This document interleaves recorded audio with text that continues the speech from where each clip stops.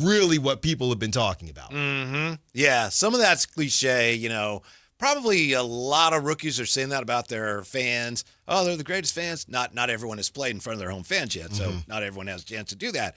But this is legit, and people are so excited. And sure, on everything from the airwaves here to social media, just massive overreaction to a couple summer league games. But again, it just speaks obviously to how excited people were when it wasn't that long ago. People were so down on the whole thing. They had lost faith in this. Yeah. And I know that, there are some people still who are down on it. But by and large, most people are back on board and excited with this clear new direction of things. Yeah. And I guess the biggest thing or the biggest takeaway that I have from it, Whitey, is that we're not as far away as maybe we felt. Now, I'm not talking about championships or anything like that, but just not that far away from getting back to competitive basketball. Maybe. And again, that doesn't even mean you'll make the play-in, but actually putting a product on the floor night in, night out that these fans that deserve so much can just be proud of. Do you think this year they could be contending for a play-in spot?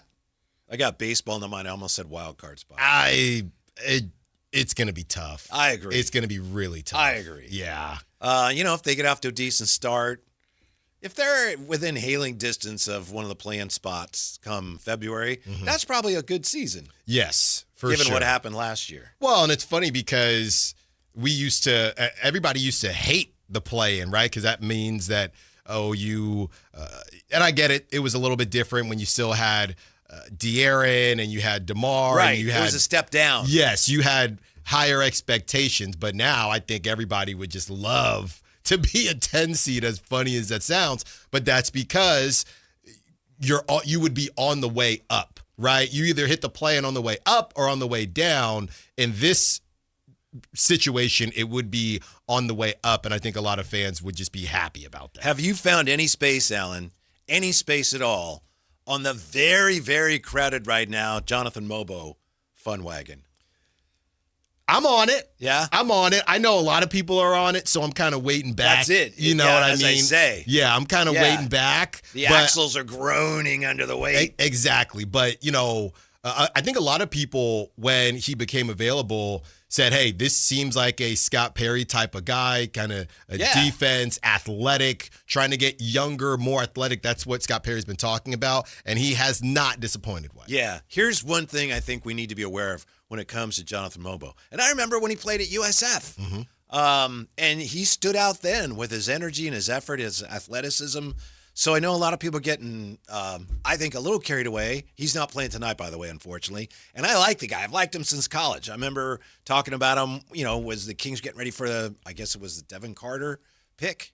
Jonathan Mobo was a guy that drew a lot of attention. He's basically a power forward trapped in a smaller body. And if you look it up, it'll say he's 6'9". I did some research. Apparently at the Combine, which again was not the last Combine a couple years ago, he measured at 6'6" and a quarter. And I'm not taking shots at him. I'm saying that explains a lot about him. This is a guy's like a power forward, but he's not very big. Yeah. And when he plays, he has an impact, but he didn't play much at all with Toronto. So all I'm saying is, let's just not get carried away. If he could play it all this year, he's a good defender. I like him, but let's not just assume that some future, third team All-NBA just fell in the Kings' lap. But Whitey, I mean, hold on. He's not 6'9", is all I'm saying. This is the time to overreact. That's what Summer League is all about. I guess if that's what you enjoy about it, you're right. You're supposed to overreact. You're supposed to look, and they do the same thing for training camp, Whitey, as well. You're supposed to watch the California Classic, watch Summer League, and say to yourself, I don't know how they're going to find minutes for all these guys. I guess so. I don't know how they're going to find minutes. But, it's like first day of spring training games, and some guy gets 2 hits and hits a home run.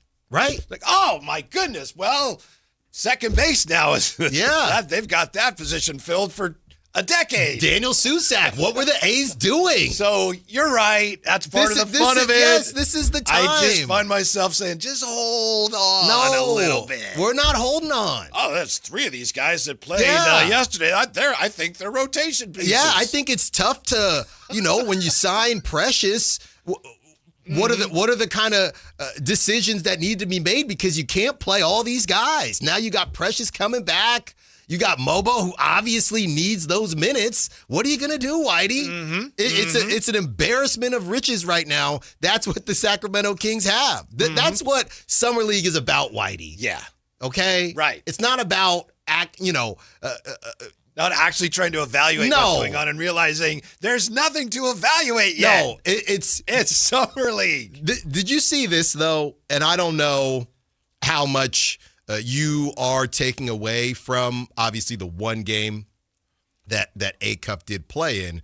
But I saw somebody basically lay out that a lot of the work that he did was against guys not in the NBA or his age, right? Whenever he got kind of paired up and defended by someone who did have, again, all these guys don't have more than 1 year in the league, but somebody was basically saying when Acuff was paired up or defended by guys that were in the league already, that's when he struggled. And I don't want to hear that. I don't want to hear all that. Okay? They're just taking all these, it's just one game.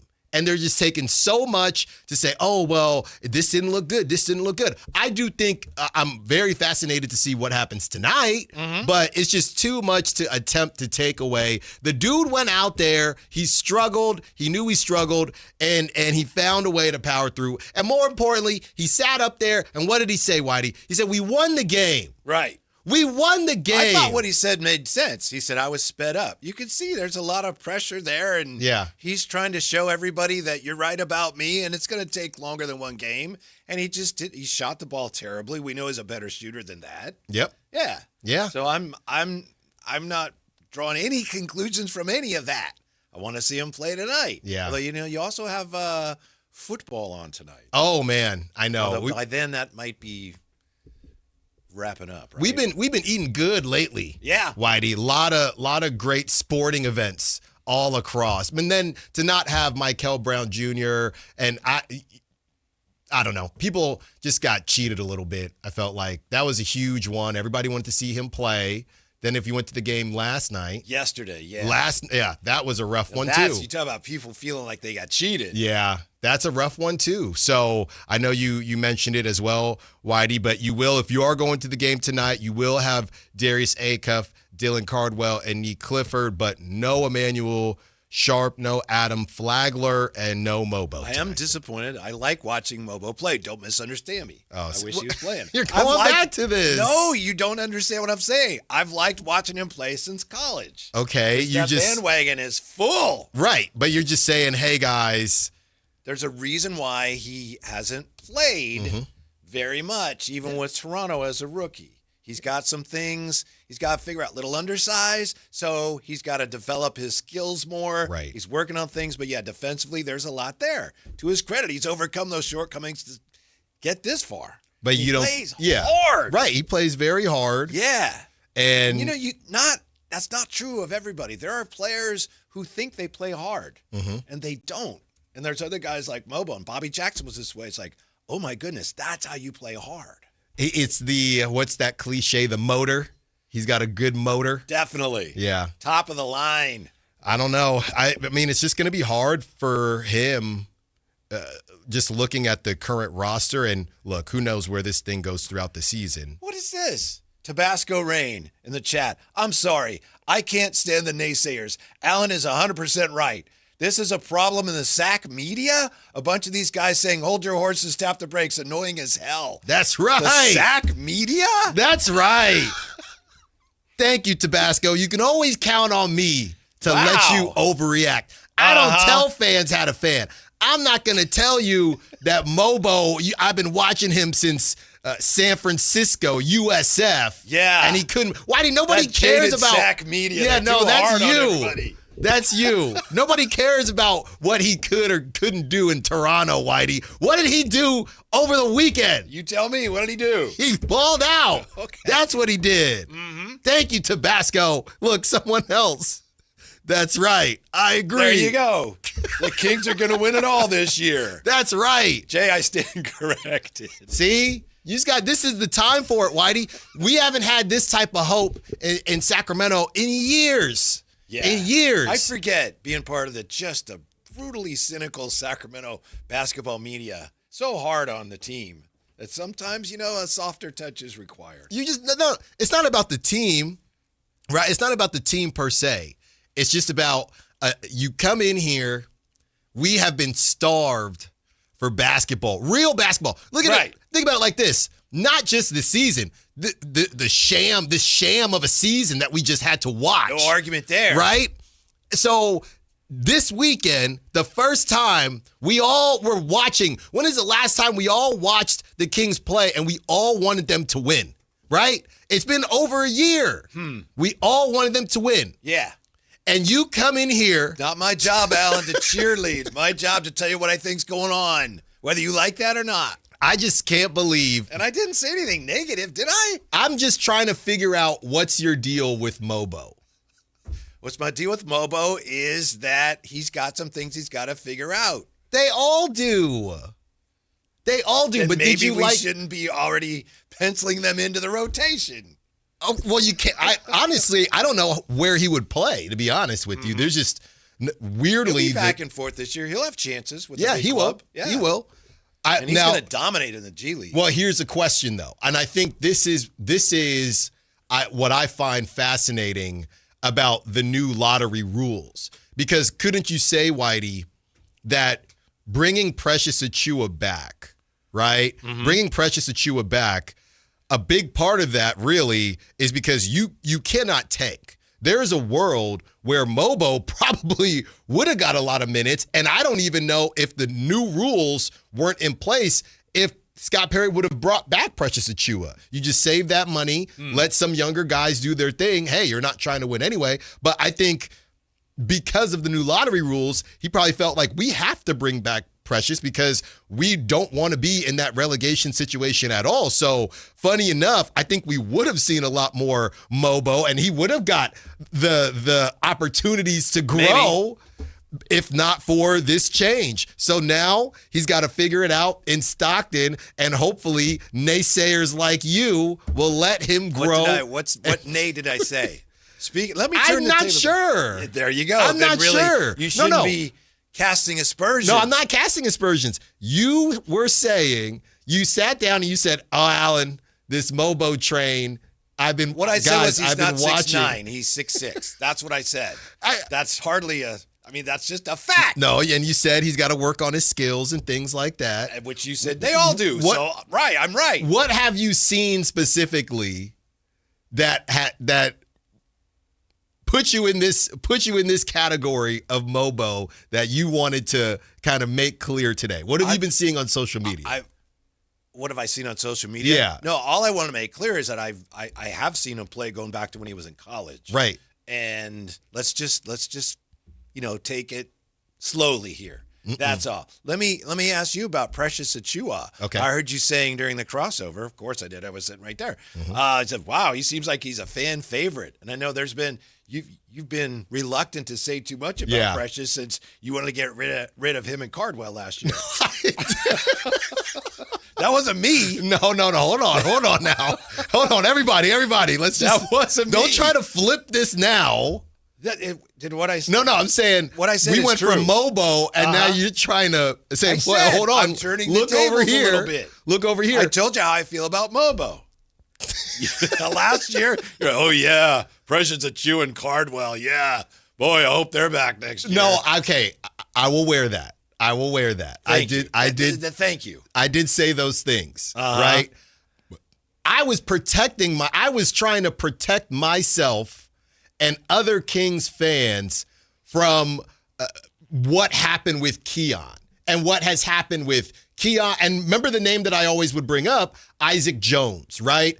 It was all, and I've been consistent with this, these games where the Kings were kind of trying to win, but not fully, they make it very hard to evaluate. So I wanted to watch Dylan Cardwell, and we still technically haven't seen Dylan in those winning situations outside of this season. I said the same thing about Maxime Reynaud as well. Sorry, I just had to read this from the chat. Alan trading an alternative facts, Whitey keeping it 100. So he wants to know, who is MOBA? Yeah, there's no MOBA. MOBA, the G is silent.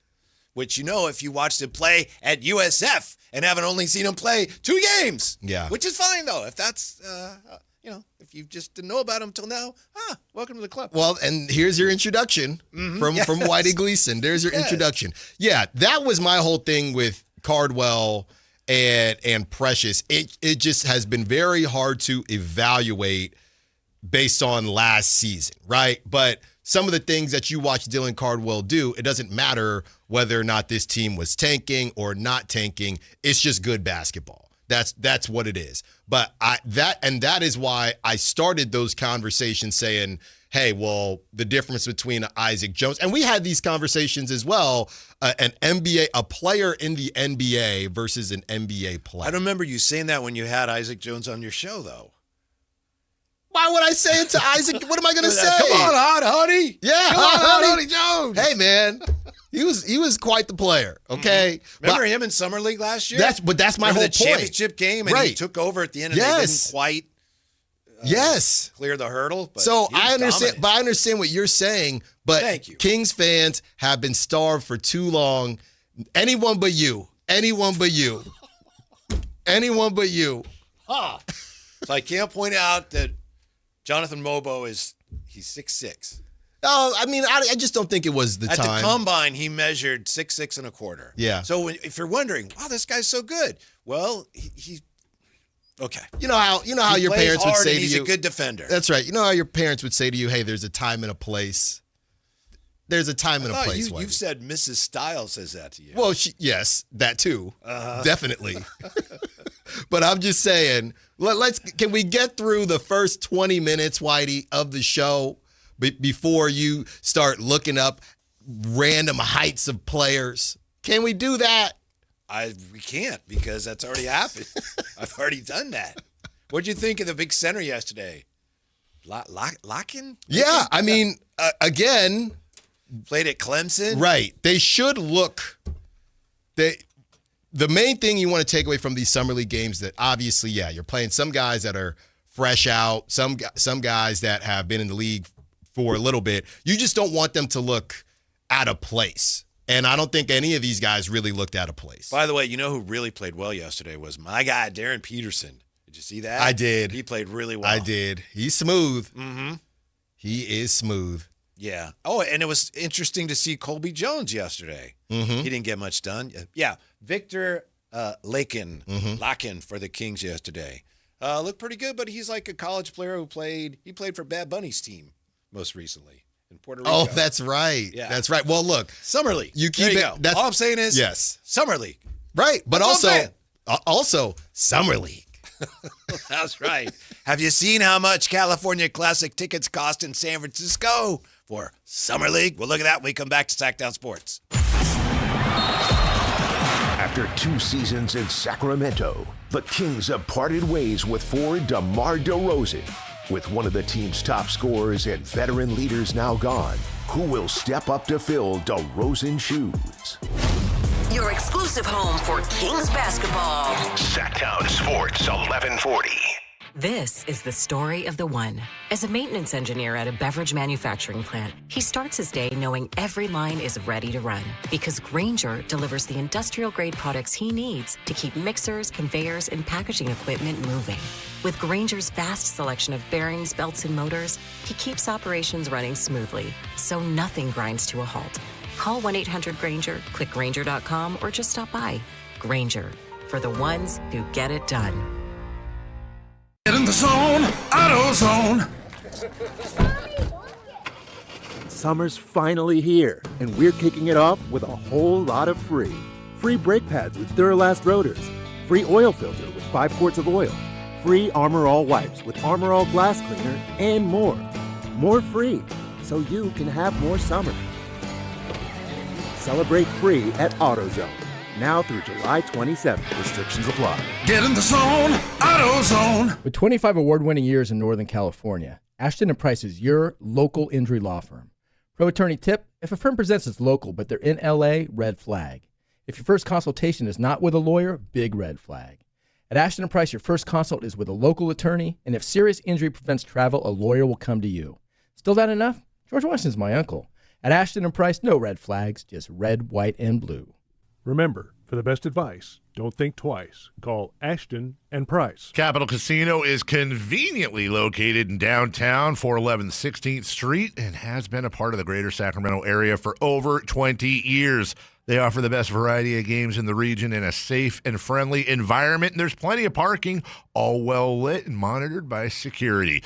Come have a great meal at the cafe and restaurant inside. Capital Casino has the best food, the best service, and the best action. But please always remember to gamble responsibly. 1-800-GAMBLER. Patrick was way behind on his IRS taxes. I was in way over my head. The total amount ended up being somewhere just over $30,000. $30,000. Then the IRS came to collect. Started getting letter after letter. A lien had been filed against me. They were going to basically hang me completely out to dry. He had to do something. That's when I reached out to Optima Tax Relief. Patrick's life quickly got a lot easier. It was very easy, pretty much hands off. They picked up the ball and ran with it. And how'd it go? I couldn't believe it. I had to ask 2 or 3 times. I saved an incredible amount of money. How does Patrick feel about Optima? Couldn't be happier. They definitely helped me. Optima Tax Relief, the best place to call. They're the best in the business. Do what Patrick did and call Optima Tax Relief for a free consultation. Call 800-375-2922. 800-375-2922. 800-375-2922. Optima Tax Relief.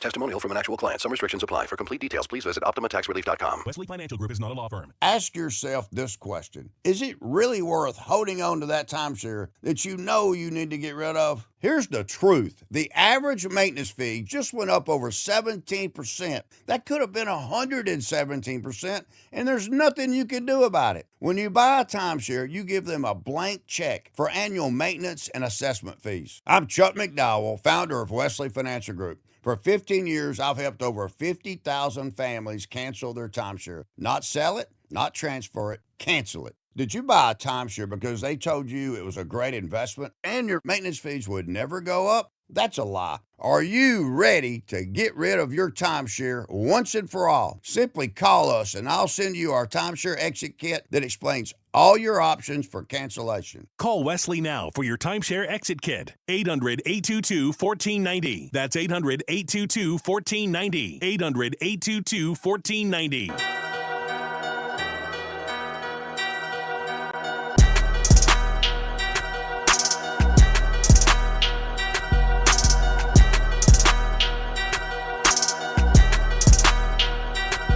Your afternoon home for Kings Talk and so much more.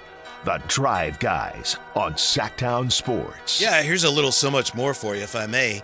So, last few weeks, couple months, I've noticed down, we got a big ash tree in our backyard, great shade tree. Mm-hmm. Shades part of the house, shades the deck. And on one side of it, the roots had been raised up. They'd been coming out of the ground. I thought, something's tunneling underneath in there. And then it continues to come up more and more. And I was looking at it today, and I was trying to figure out what is going on here. Then I realized, nothing's digging underneath. Those roots are coming out. And I looked at the tree, and it's doing a little lean. It's starting to pull the flop towards the house. Man. This is like a 2 stories tall tree. Right. Big ash tree. And I realized that would do a lot of damage if it fell. So you got to get it removed. Somebody came out and just looked at it and said, it's probably not going to fall like today, but you might want to get that done as soon as you can. Yeah.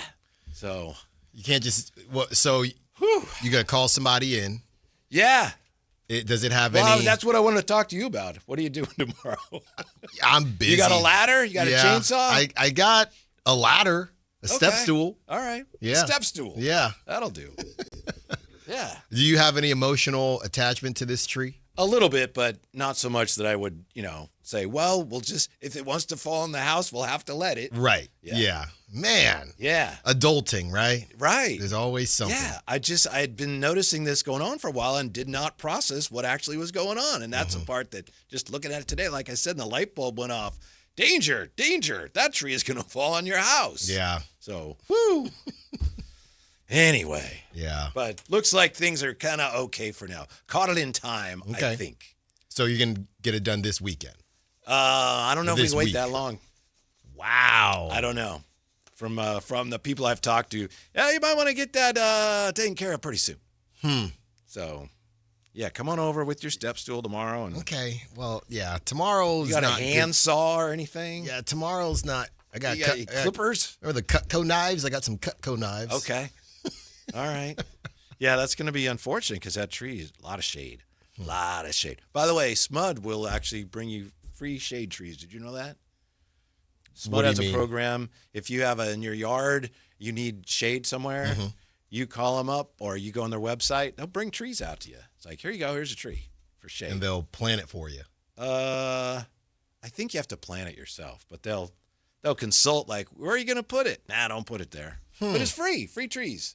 So I may have to get another one of those. Got to replace it. What's not free is going to the California Classic, especially at the Chase Center. What do you call it, Chase Center, Jay? Dentist office. Dentist office. According to NBA.com, and I don't know if this varies according to who's playing or which day, NBA.com says games at Golden One Center in Sacramento and Chase Center in San Francisco, single-day tickets, Sacramento start at $28, and in San Francisco, $47. What? That's kind of crazy. Isn't it? Yeah. I mean, $28 here, $47 at Chase Center? Right. Because they have what? Who do they have? They have the Heat. That's what I'm saying. There's not even any top prospects. Who else? The Lakers are the other team there, I think. Lakers, Heat. None of them even had a top 10 or what? Definitely not a top 5 pick. Right? Yeah. You got Yaxel. Mm-hmm. The Lakers were at the back, so it doesn't even matter. Mm-hmm. Who are you charging? Who are you charging me for? 28 for the session to me sounds like, wow, that's a pretty good deal. 47 does not. But No, I can't. I mean, if you cared that much, and they know people will pay it. Yeah. They know people will pay it. We always talk about how the Heat actually have a pretty strong fan base whenever they come out here. So between the Heat and the Lakers, they're not charging it for no reason, Whitey. Somebody's going to pay. Your services are in demand. Kimberly says Alan instead should come over and help me finish building my pond. So can you do that for Kimberly after you help me with the ash tree? It's on the list. It's on the list. Don't you worry. Mm-hmm. I'm busy week now. Yeah, your schedule's filling up. Yeah, busy week. Are you excited about the game tonight? Very much so. Are you? I'm looking forward to watching some basketball. I would not say I'm very excited.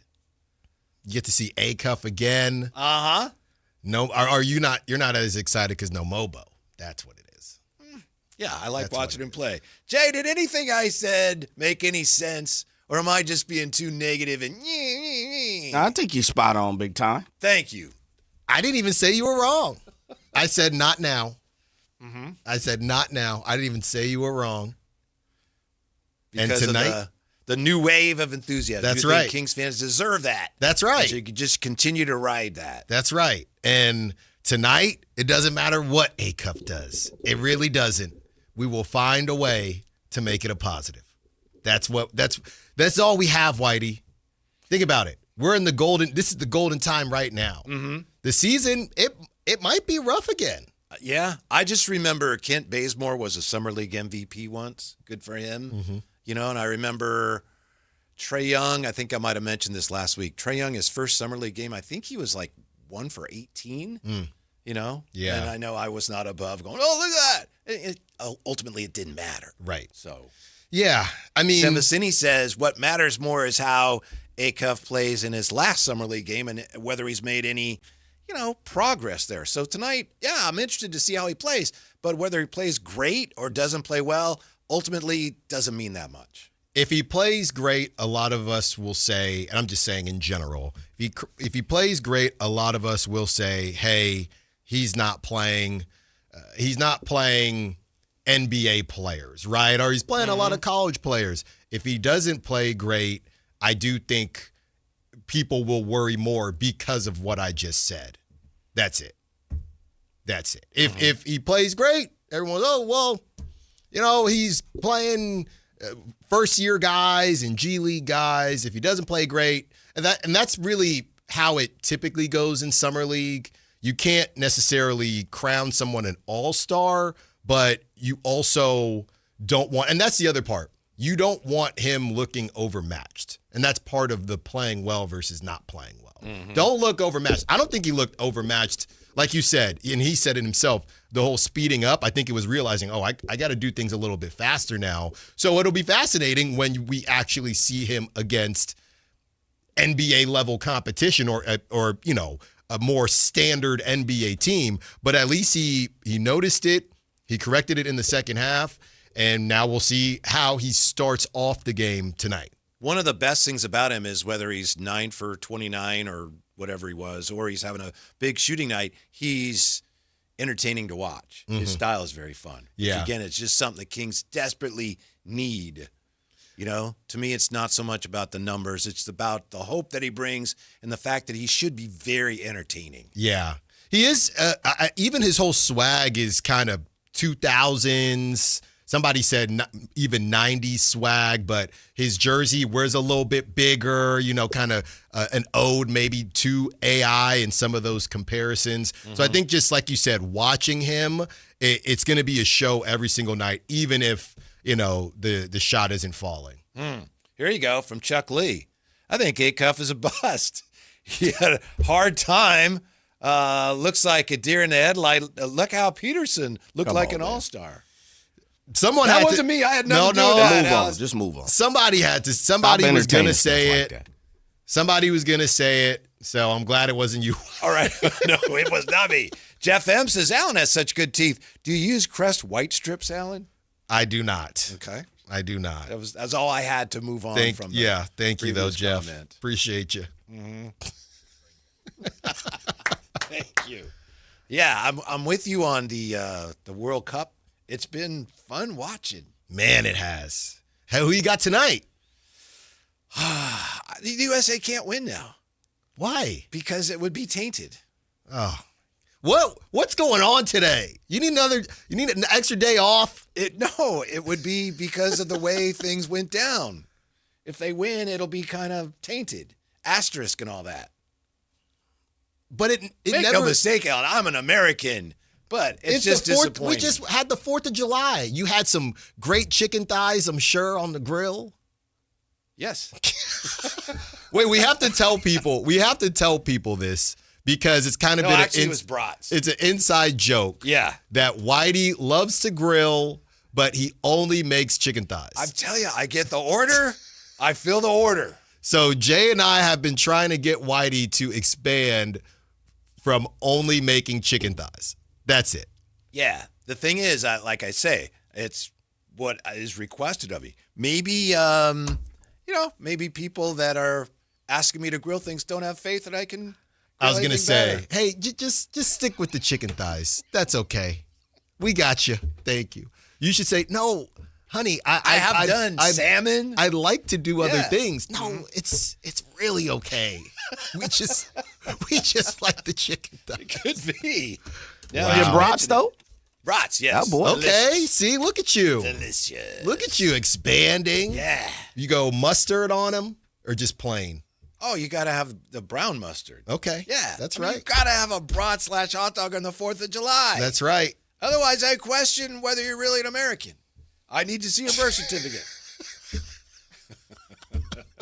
But anyway, yes, to me, it's very unfortunate. Everything that unfolded. We were just on the edge of our seats, Sheeny and I, watching Mexico yesterday in England. We're pulling for Mexico. Yeah, I know a lot of people were. And Team USA, Whitey, it's not tainted if it never should have been a red card anyway. So it's not tainted. Well, they got to win. That's one way to look at it. They got to win first. Okay, before anything else. Now, I'd love to have these arguments with you about whether it's tainted or not, but we don't even know if they're going to get it done or not tonight. Summer League, basketball, World Cup soccer, and baseball tonight. Speaking of, why all the booing at Sutter Health Park yesterday? There was a lot of booing. We'll explain why next. Sactown Sports. After 2 seasons in Sacramento, the Kings have parted ways with forward DeMar DeRozan. With one of the team's top scorers and veteran leaders now gone, who will step up to fill DeRozan's shoes? Your exclusive home for Kings basketball. Sactown Sports 1140. Country in the Park 2, presented by your California Army National Guard, October 23rd at Hart Health Park at Cal Expo with Bailey Zimmerman, Russell Dickerson. Plus more. Enjoy line dancing, live DJs, mechanical bull, and food trucks. Tickets start at just $70. Country in the Park 2, October 23rd at Hart Health Park at Cal Expo with Michelob Ultra, the California Office of Traffic Safety, and Caltrans. More info at CITPFest.com.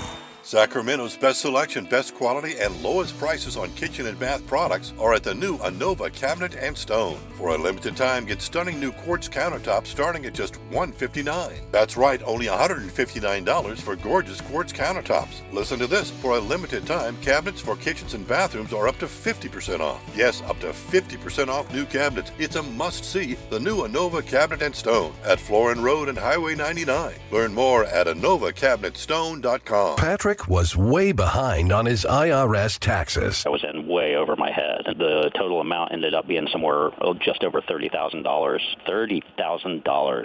Then the IRS came to collect. Started getting letter after letter. A lien had been filed against me. They were going to basically hang me completely out to dry. He had to do something. That's when I reached out to Optima Tax Relief. Patrick's life quickly got a lot easier. It was very easy, pretty much hands off. They picked up the ball and ran with it. And how'd it go? I couldn't believe it. I had to ask 2 or 3 times. I saved an incredible amount of money. How does Patrick feel about Optima? Couldn't be happier. They definitely helped me. Optima Tax Relief, the best place to call. They're the best in the business. Do what Patrick did and call Optima Tax Relief for a free consultation. Call 800-343-6460. 800-343-6460. 800-343-6460. Optima Tax Relief.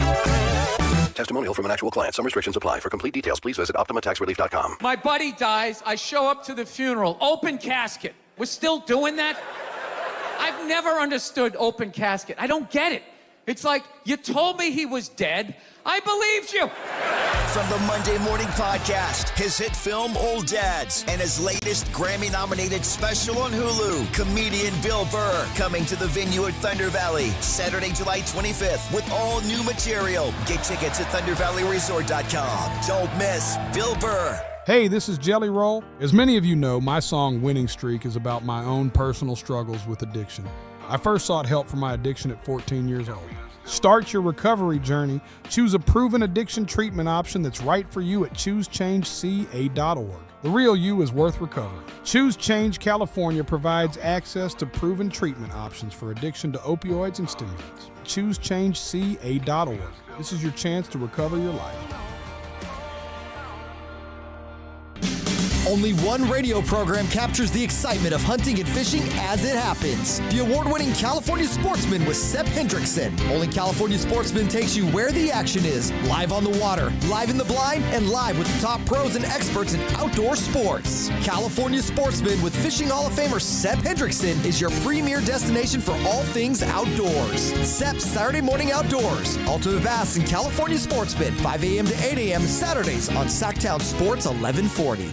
It's the 4th of July Sell-A-Thon at Folsom Lake Ford with employee pricing. Plus, get 2.9% financing. Plus, $1,000 trade assistance on select new Fords. Hurry to Folsom Lake Ford today. FolsomLakeFord.com. On approval of credit, see dealer for details.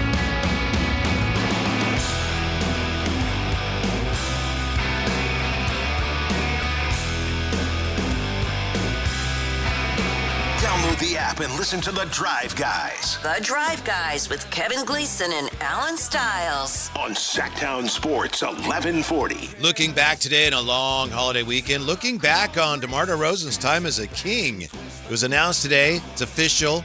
The Kings will be moving on from DeMar DeRozan. He'll be moving on from them. Not sure yet whether they're going to stretch his remaining guarantees over the next 3 years or how exactly they're going to do that. But we're looking back on that era. Couple seasons of DeMar DeRozan that didn't turn out the way anybody hoped it would. No. It's unfortunate that it didn't work out. You know, it's one of those situations where a lot of people had question marks on the fit, and sometimes you have those questions and they end up being overstated. Whitey, they were not overstated. It just wasn't a good match.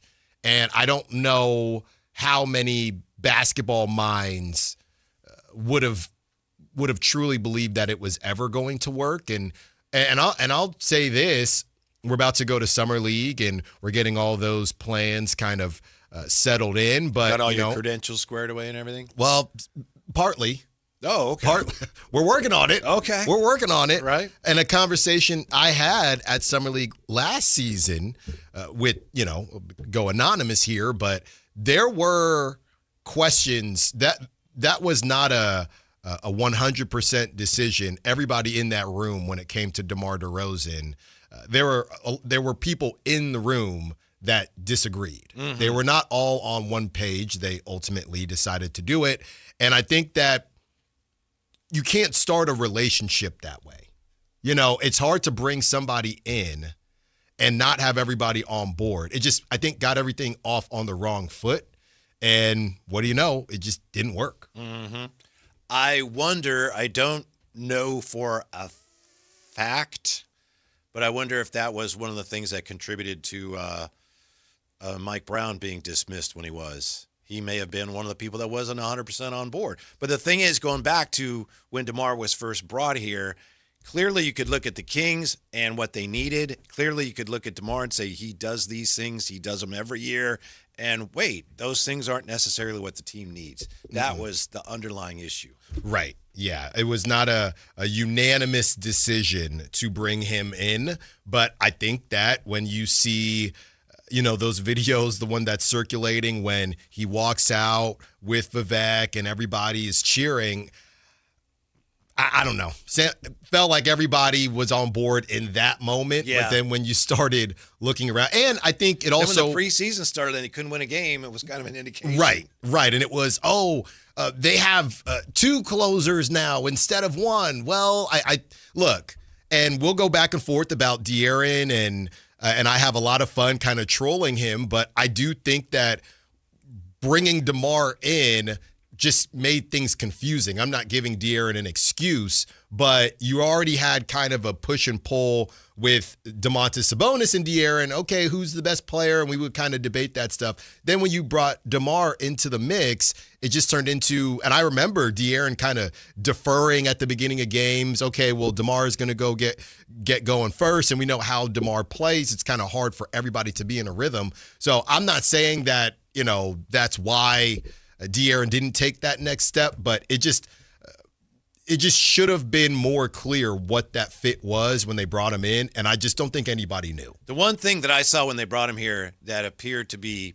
a need that he would address was the fact that they didn't get to the foul line much before he got here, and he gets to the line a lot, and he makes his free throws, and that's one thing he did. Mm-hmm. Ultimately, it didn't matter that much, right. But he got to the line, and he made his free throws. It's just one of those things that DeMar DeRozan does every single year. Yep. It's like a metronome. Tick, tick, tick, tick. And I'm fascinated to see where he may go from here, how much interest there will be in him, and from whom. Yeah. It's tough because you look at the teams that are, I guess on some level interested, or I guess, people maybe trying to will that interest into existence. Same conversation that we've had with Russ, with Westbrook, and how much DeMar would another team want. I have no clue.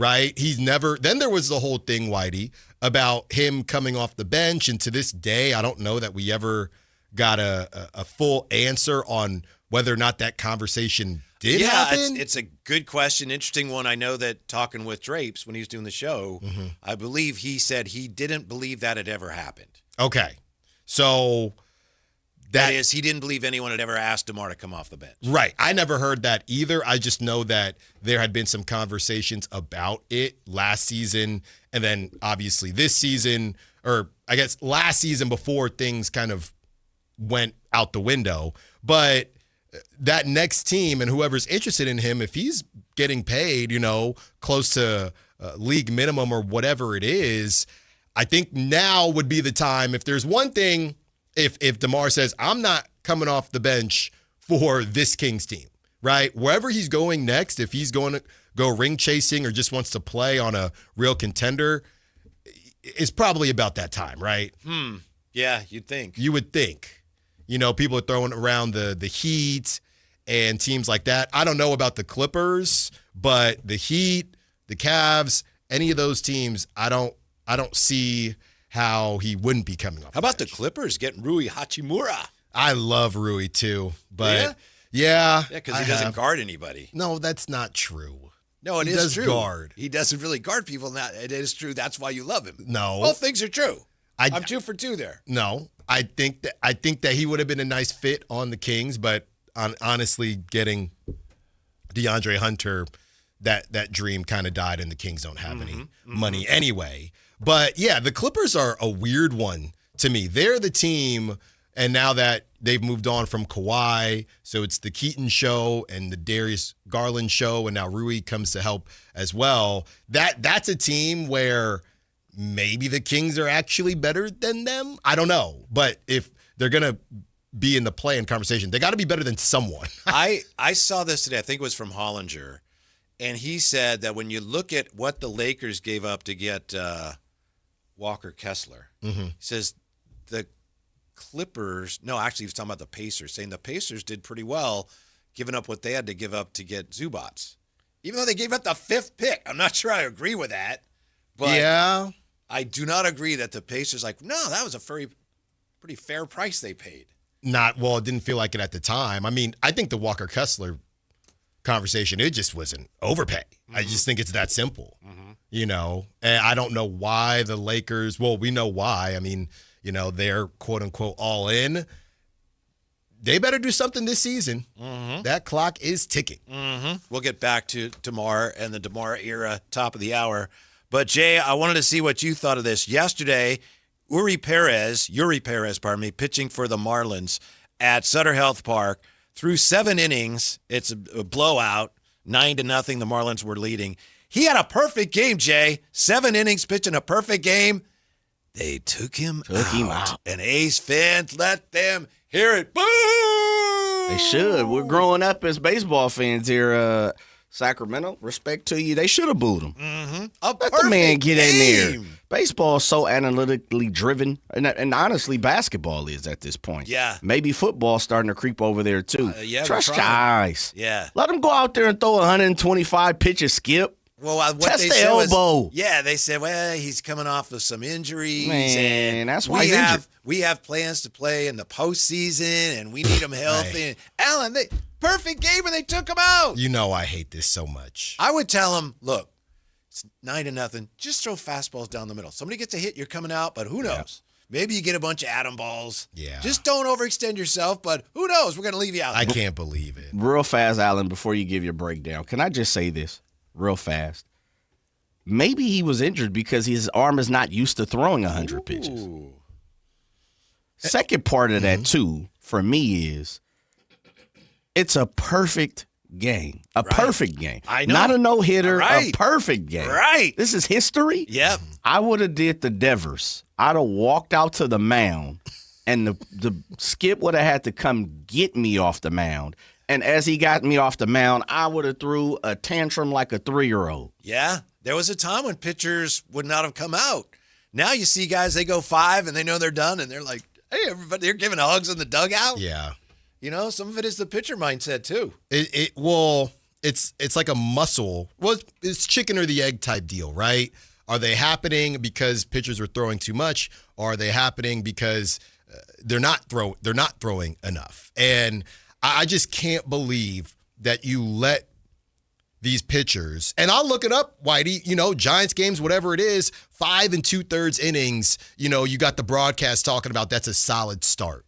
5 2/3 innings. What are we talking about? And the whole thing is with Logan Webb, he's such a workhorse. Yeah, he is, but I think the bar is just different. You see somebody pitching to the 7th, and you're thinking, whoa. Send an ambulance out there. Yeah, are you okay? I can't believe they did that to that pitcher, just the assumption. You know how many things have to go they right? Almost lost the game to the right. came back. I wish they did. Yeah. You know how many things have to go right to be in the position of a perfect game? I'm with you. There's no assumption that you will ever be back there to make history. And we don't want to hurt his arm. It's ridiculous. No way. I don't went up there throwing like an infielder. You know how they bring in the infielders and outfielders? Whatever. I'd have figured it out. Yeah. There's no way you're taking me out of that game. Drop it down, go submarine. Do something. Go with your other arm. Yeah. Anything. Anything. Skip, I'm not coming out. Right? What does Galarraga think when he sees that? He lost his opportunity. And these guys just, we'll be back. Okay, we'll see. Yeah. You want to give Galarraga credit for the perfect game, I right? do. He did not throw one, Al. I do. He did not throw one. You have to. Because look at these guys now. Throwing 3 innings. Good start. Give me a break. What will you remember the most about the DeMar DeRozan era in Sacramento? That's next on Sactown Sports. After 2 seasons in Sacramento, the Kings have parted ways with forward DeMar DeRozan. With one of the team's top scorers and veteran leaders now gone, who will step up to fill DeRozan's shoes? Your exclusive home for Kings basketball. Sactown Sports 1140. This is the story of the one. As a safety manager at a manufacturing plant, he does everything he can to keep his coworkers safe. From finding ways to reduce risks to keeping safety supplies in stock. And for that, he relies on Grainger. Grainger offers a broad range of quality products and next-day delivery, so he can always play it safe. Call 1-800-GRAINGER, click Grainger.com, or just stop by. Grainger, for the ones who get it done.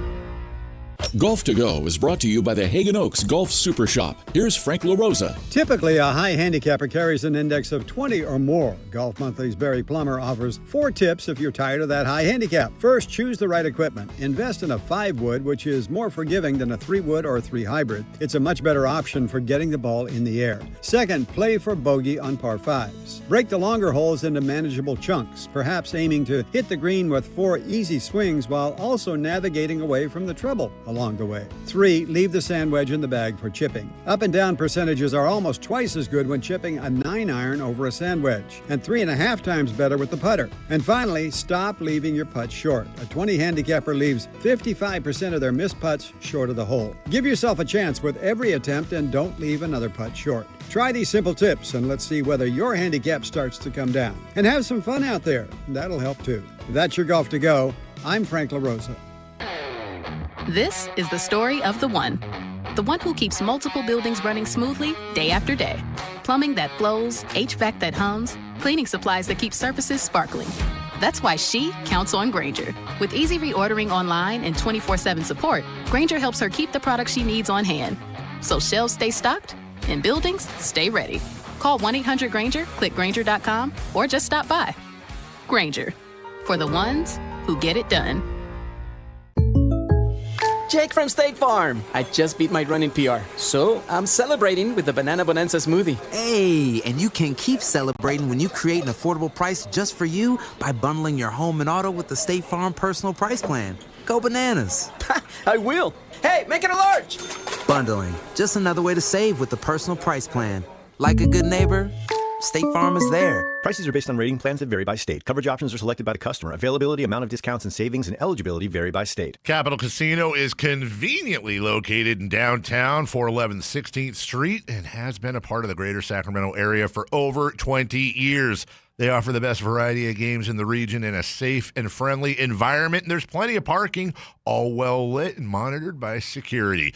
Come have a great meal at the cafe and restaurant inside. Capital Casino has the best food, the best service, and the best action. But please always remember to gamble responsibly. 1-800-GAMBLER. If you have unfiled taxes or are in debt to the IRS, this is important news. Did you know the IRS has programs specifically designed to help people struggling with tax debt? Powerful tax assistance programs that can save you thousands if you qualify. No one knows these programs better than the experts at Optima Tax Relief, America's most trusted tax resolution firm, A-rated by the Better Business Bureau. Their award-winning tax attorneys and licensed professionals have resolved over $3 billion of tax debt for their clients. One call to Optima can start the process, helping to put an end to your worries about wage garnishment, asset seizure, and other aggressive IRS actions. Find the best options to solve your tax problems. Call the experts at Optima Tax Relief today for a free consultation. Call 800-375-2922. 800-375-2922. 800-375-2922. Optima Tax Relief. Some restrictions apply. For complete details, please visit OptimaTaxRelief.com. KHD1 Sacramento, KYMX HD3 Sacramento. From the Power Business Technology Toshiba Studios. This is Sactown Sports 1140.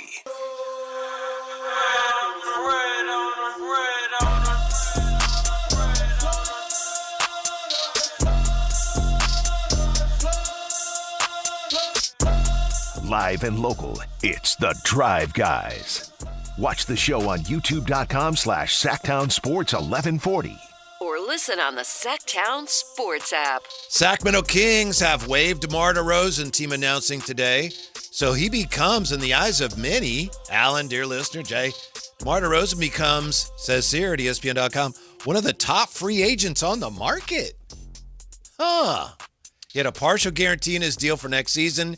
As you probably know, he and the Kings worked in his release to allow him to find a new home. Multiple contenders are expected to have interest in the veteran, including the leftover suitors that eventually strike out on their current pursuit of LeBron James. Don't get LeBron, you go get DeMar DeRozan. Yeah. Well, that's funny in itself because I remember having this conversation about whoever was out of the Kevin Durant sweepstakes before he ended up going to Houston, and people, kind of not laughed it out the room, but said, all right, clearly there is a difference. But my whole point was he's a bucket getter, and if you're looking for somebody that is going to stop the bleeding with the mid-range or whatever it is, DeMar can do that for you. It's frustrating, though, because these price tags that these players have, these guys aren't bad players, and I think they had such ridiculous contracts that it almost overshadowed how solid they are. I think, to be fair, I do think Shams, there's a little bit of, I know it's Slater and Shams, there's a little bit of agent spin in there. I don't know if there will be 15 teams looking for DeMar DeRozan, but just the idea that now he's this top free agent, but the Kings couldn't get anything for him, it just is annoying. I think one of the things that put the Kings in this bind financially, it wasn't all their fault. Most of it was definitely their fault. They made some at best, risky moves, you could say ill-advised, and they paid a price for it. But to your point, Alan, the CBA's changing kind of rendered some pre-existing deals even more dicey. Mm-hmm. In other words, like with the CBA shifting, then all of a sudden you've got contracts where, wow, okay, under the new rules, some of these guys, and this applies to certainly a couple of the Kings, they're not worth as much as they were when they signed these deals. No. But you still had to pay them. Right. Yeah, so that's one of the things the Kings have been getting out from under. Yeah, and it's just tough, too, because you look at a guy, and I don't know, maybe it's not the best comparison, but we were talking earlier about Malik Monk, and I was listening to the midday show, and Matt and Kayla? Yeah, and they were discussing how it doesn't feel like Malik is that crazy of an overpay, But when you hear these new numbers that these players are getting, right now, and Malik's contract is ascending. So he's owed $20.1 million this upcoming season. Then the player option is for $21.5. I look at a guy who just signed a contract with the Lakers, Quentin Grimes. I don't know that Malik is better than Quentin Grimes. It's probably pretty close. I think Quentin might be a little bit better, and I believe he's younger. For the record, that is Alan Stiles speaking. Right. I did not say that. Quentin Grimes signed 4 years to the Lakers with the player option, Whitey, but it's 4 years for $60 million. So he's at 13, then 14, then 15, then a player option for 16. So that to me, if you drop all these guys like Zach a little bit more than that, but all these guys are just overpaid just enough where nobody wants to touch them. And the Kings assumed some of that overpay risk because they thought they had something. It's like, we got to keep this together. They didn't have that draft pick the year after the Beam team because, we want to free up the cash to make sure we lock down Domas. Right. And now that contract, in retrospect, doesn't look very team-friendly. No. Similar situation with, like you just said, with Malik the next year. We got to keep Malik. He's a big part of what we're doing. So, yeah, you kept him, but then the whole thing started unraveling and declining. But the craziest part was initially – don't you recall having conversations about the Malik Monk deal being just that, kind of not a hometown discount, but nobody was really saying he was overpaid at the time. Right. Everything just changed. Yeah. As soon as he signed. Thank goodness they kept him. Yeah. And then he signed it, and all of a sudden, after he signed it, there were conversations about, it was really only them in Detroit. Right, there weren't a ton of suitors out there for Malik, and the whole time during this recruitment and trying to keep him, we felt as if there were a ton of teams, and you were kind of having to outbid these other teams. When really, I don't know if the Kings had to outbid anybody. Mm-hmm. Well, that's one of the things that some people around the league said about them, and again, Sabonis, like they were bidding against themselves. Right. Yeah. They got to stop doing, and it feels like Scott is trying to no longer do stuff like that. I know somebody could point to the Dennis Schroeder deal, but he flipped that into an expiring contract, right? And I don't know that Emmanuel Sharp is going to be better than Keon Ellis, but, Keon is gone now. You get back DeAndre Hunter, who's number one, a good player. Number two is on an expiring contract, and you see if you can get anything back for him. And if not, he comes off the books, and it's that simple. Mm-hmm. By the way, just looking at a head-to-head statistical comparison, Quinn Grimes and Malik Monk are very, very even. Yeah. Very even. Malik has more games, 585 to 313 for Grimes, but Grimes actually has the edge in three-point shooting. Yeah. And that's, Points per game is 12.3 to 11.1.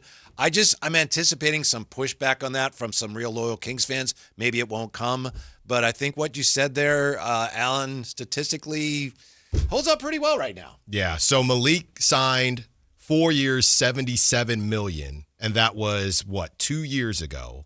Meanwhile, Quentin Grimes just signed for 4 years, $60 million. So that difference right there, it's enough for teams to just say, I don't. And Quentin Grimes, he had to bet on himself, didn't he? He had to take that qualifying offer and then finally get this bag. So they didn't want to pay him either. Nobody did. He had that whole thing going back and forth with the Sixers. Here's some questions. Does moving DeMar on the text line make the possibility of Jalen Duren more realistic? Not really. The finances weren't the problem. It's just a matter of what Detroit wants to do. So, yeah, you had to do that in order to have a shot, but the Kings knew that all along. So, yeah, it really doesn't make it any more likely. No, because it's not really a money thing. Yeah, right. As much as it's what you're convincing the Pistons to take. JB here. It's too early, but just picking your brain with DeMar being waived as of today. With the Kings' current roster, everyone's supposedly healthy. Who's the starting five? Who's Allen's starting five? Sabonis, Zach LaVine. I don't want to hear it. Oh, no, we could just sit him. He's going to play. So Sabonis, Zach LaVine, Darius Acuff, Keegan Murray. What? Going Precious? Yeah, or DeAndre Hunter, I'd probably go. Right? I don't know. It's your yeah. I think that's who I would You'd go love with. to have DeAndre Hunter starting. I love that if you're the Kings, because then at least he's showing teams I could still play. Well, that's part of the reason too. Precious, you got. Precious is your guy, and we went back and forth last week about signing Precious and who he should be in your rotation. So I think a lot of people would probably say Precious should be starting because they've just seen Precious play more than DeAndre Hunter. But the tryout starts now. Precious already made his mixtape. We need DeAndre Hunter to make his mixtape. Right. Hey, somebody go get him. He's an expiring contract. Go get him. Right. Somebody wants to know if Acuff's playing tonight, Alan. He is playing tonight. Yes. He is playing tonight, but some of the other rooks are not playing tonight. This is a big one tonight. It is. I'm so glad you've come around to my side. It's a big game. It's a summer league game. People are going nuts about wait a minute, one free throw. That's a summer league thing. It is My weird. My daughter though. used to play summer league, and that's what they do. They're just keeping it moving. Keep it moving. Yeah. It's summer league. It is weird, though. I don't love it. I'm okay with it. As long as the last 2 minutes, you're shooting free throws. Yeah. It's another reminder that these games are not vitally important. That's all. Do not let Acuff go off for 50 tonight, because I don't want you coming in here after a 50 burger talking about it doesn't matter. And I think he's going off tonight. Oh, okay. Well, It's tell a big us one. how many, Schmelling. I think he's going to hit you for about 40. I think he can give you 40 tonight. Think about it. He, what 25? I'm not saying he can't do this. Obviously, he has to shoot the three ball better. He has to. But he got the jitters out. He's ready to go now. Matt George asked a question of us, or I think it was a question they had on their show last week. And the question was, what do we need to see from Acuff in his first year? To me, you need to see him shoot threes at a average to good level. You know that he can be a great three-point shooter, especially he has to finish. He might struggle early on. He might. I think he has to shoot the three ball well, and he has to take care of the ball like he did in college. Just assist a turnover. You can't turn the ball over a lot. And then thirdly is just he can't be a guy who is attacked every time down the floor on defense. I'm not talking about summer league. I'm talking about the season. To me, those are the three key things.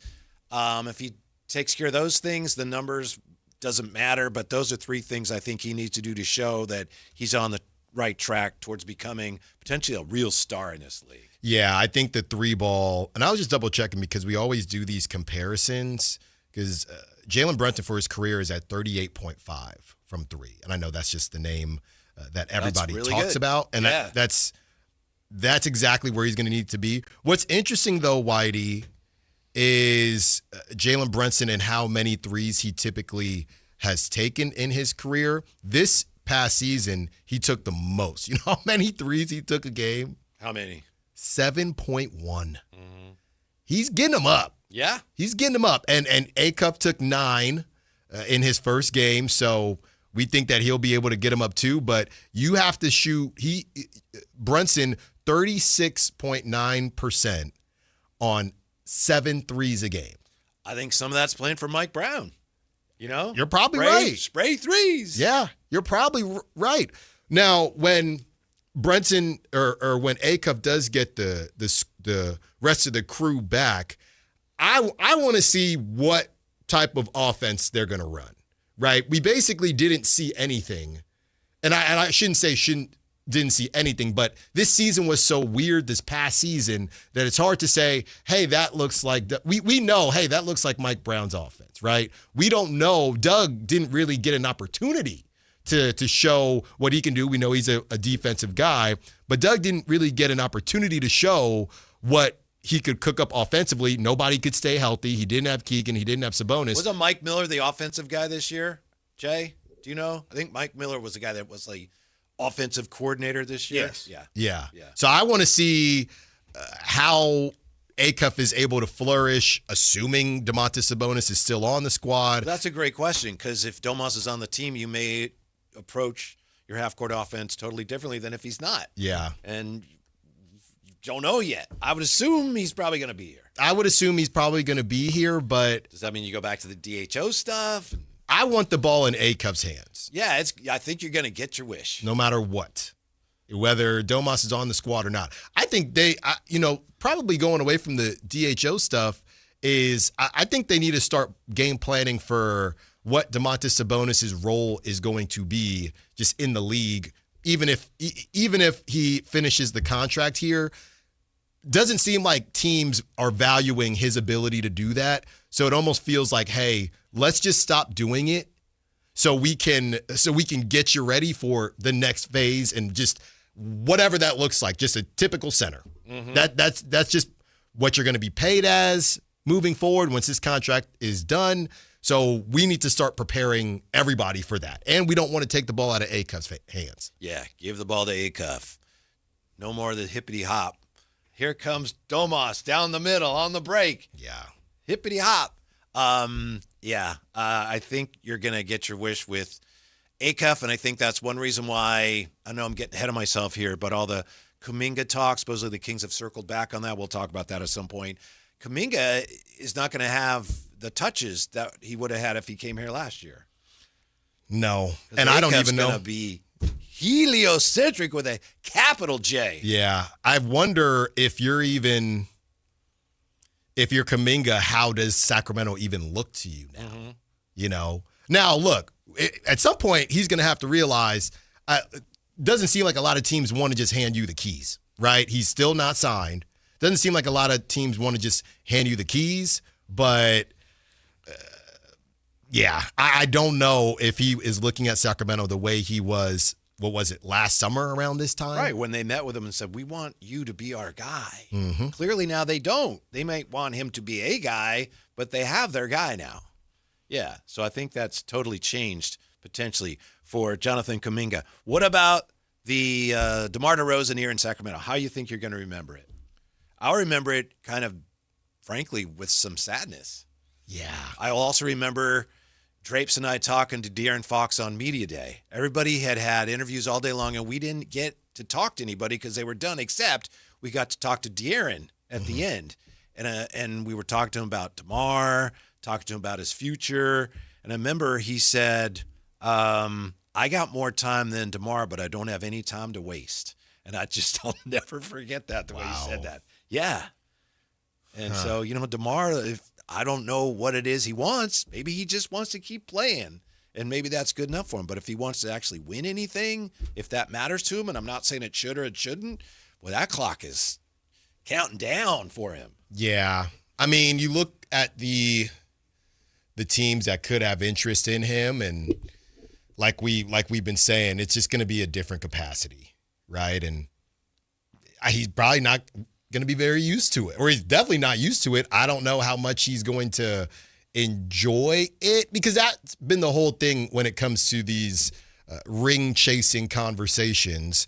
The door is essentially closed as far as DeMar leading his team to a championship. That door is closed. So it's almost why he hasn't retired yet, but it's almost, what do you want? He's going to sit down with his agent and figure out what is it that you want for the rest of your career. What do you want this next phase to look like, right? And then you have to find a team that also wants you in that same capacity. So I don't know. I'm not saying that there's no interest, but yeah, I think the ESPN article, we'll see, right? DeMar on a minimum contract, whatever that is, or you think it paints an overly rosy picture of his free agency prospect? I mean, how many teams do you think are going to be interested? Yeah, I don't know, but I also wonder if he's a guy that really is concerned about a lot of teams. He may just say, I don't care. There's only a couple teams I really want to play for anyway. Sure. Yeah. So that might be based on location as much as anything. Yeah. The Miami conversation is interesting, because I think right now they still could use a kind of a closer type guy. They don't really have. He might be a good fit for them if he's willing to take a big pay cut, as has been suggested. Yeah. Because they don't have a lot of cash to play with. Well, I'd also would say that he could get legitimate minutes out there. I think that's a place where, now I don't know how much Eric Spoelstra likes the kind of DeMar type of basketball, but they lose Norman Powell. They're going to need somebody kind of as if that's the Giannis, Chris Middleton thing a little bit. I know Chris Middleton shoots the 3-ball more, but back in the day when he needed that guy, I know Bam put up 80, but you're going to need some bucket getters, Whitey. But as far as how I'll remember DeMar's time, yeah, it was a little bit of sadness, and it kind of just marked the end. The other thing I'll remember is that I had no idea he was such a good passer and playmaker. He played a lot of iso ball. He looked for his shot, but you look at his assist numbers, and if you watch him play, he really kind of played point, whatever he was. Sometimes he played point guard, point off guard, point forward, whatever he was. He was a really good passer, and I did not realize that was as much a part of his game. Yeah, I think Mike Brown said that too early on. He said he didn't realize how probably good heard me say it. Yeah, probably. I think he didn't realize how good of a passer DeMar was to start. And it just felt like, he just didn't get utilized. I don't know how, but just it wasn't a good fit. And I think that has kind of marred how DeMar has been viewed. And I think if he goes to a team like the Heat, that Heat culture, he could kind of, I think he needs a little bit of good PR, right? He had that weird run-in with that podcaster, and just been a rough. Now I say it relatively speaking, that's just kind of pretty a rough much forgotten, Yeah. What, the league podcaster never did thing? anything, and I'm not saying they should have, but they never did anything, and people just don't talk about it. And I think they, given DeMar's character, I think it's fair that you bring it up. It happened, but I think most people just say that wasn't worth anything. No, well, I'm just saying a lot of people. He came out here, he put on the Kings jersey. A lot of people, will like to joke about the Kings and what they have and haven't been able to do. So I do think him getting to play in just more of a winning situation will be good for him. The Kings needed some size and they needed some defense. That was one of the things that that was one of the things that De'Aaron wanted them to get. Wing help, right? They needed better defenders. They were not a very good defensive team. Said they brought in DeMar DeRozan, not a wing, basically a two-guard. That they played at the 4. And he did not bring – he is not a good defender. It was a terrible, terrible fit, and it didn't work out. So it's just because whoever decided to make that was just blind to the total lack of addressing of needs that DeMar actually brought when he came here. Yeah. But he's a good player. Yes, but he was not and never will be what that team needed. Yeah. Well, it's funny because we were talking about in baseball and really in all sports, the argument of analytics versus the eye test. That move didn't make sense for either.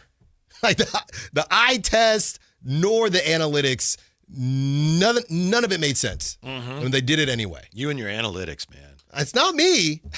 I'm just You're saying. always bringing it up. I'm not always bringing up analytics.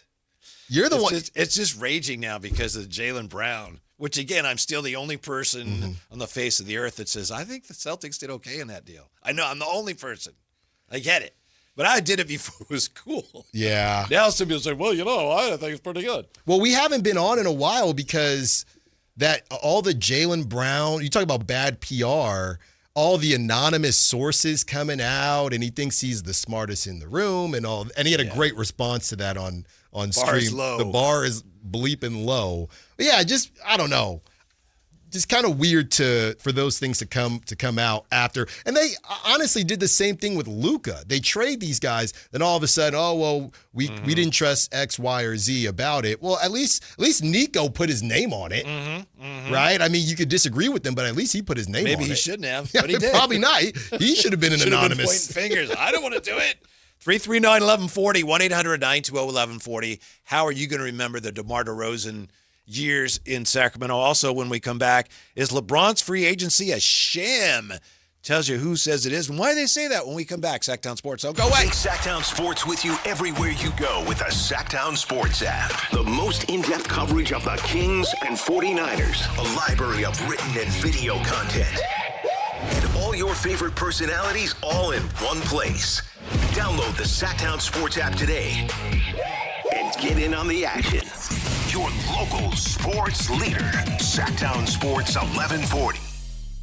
We wouldn't be celebrating America 250 if it wasn't for a strong foundation set by the framers. Hamilton built America's financial foundation on sound money, later embodied by the gold standard. But we abandoned that discipline in 1971 and have seen inflation erode the dollar's value. What's the foundation of your savings? Is it gold or something that can be devalued? Hi, it's Dr. Ron Paul, and I encourage you to speak with my friends at Birch Gold Group about diversifying an existing IRA or 401k into a tax-sheltered IRA in gold. Learn more by requesting a free info kit on gold IRAs. Just text the word SECURE to the number 989898. Let Birch Gold help you build your foundation with gold. Text the word SECURE to the number 989898. Text SECURE to 989898. Hi, this is Adam Johnson, owner of Golf Fitness Solutions. Most golfers practice their swing, but ignore the body swing in the club.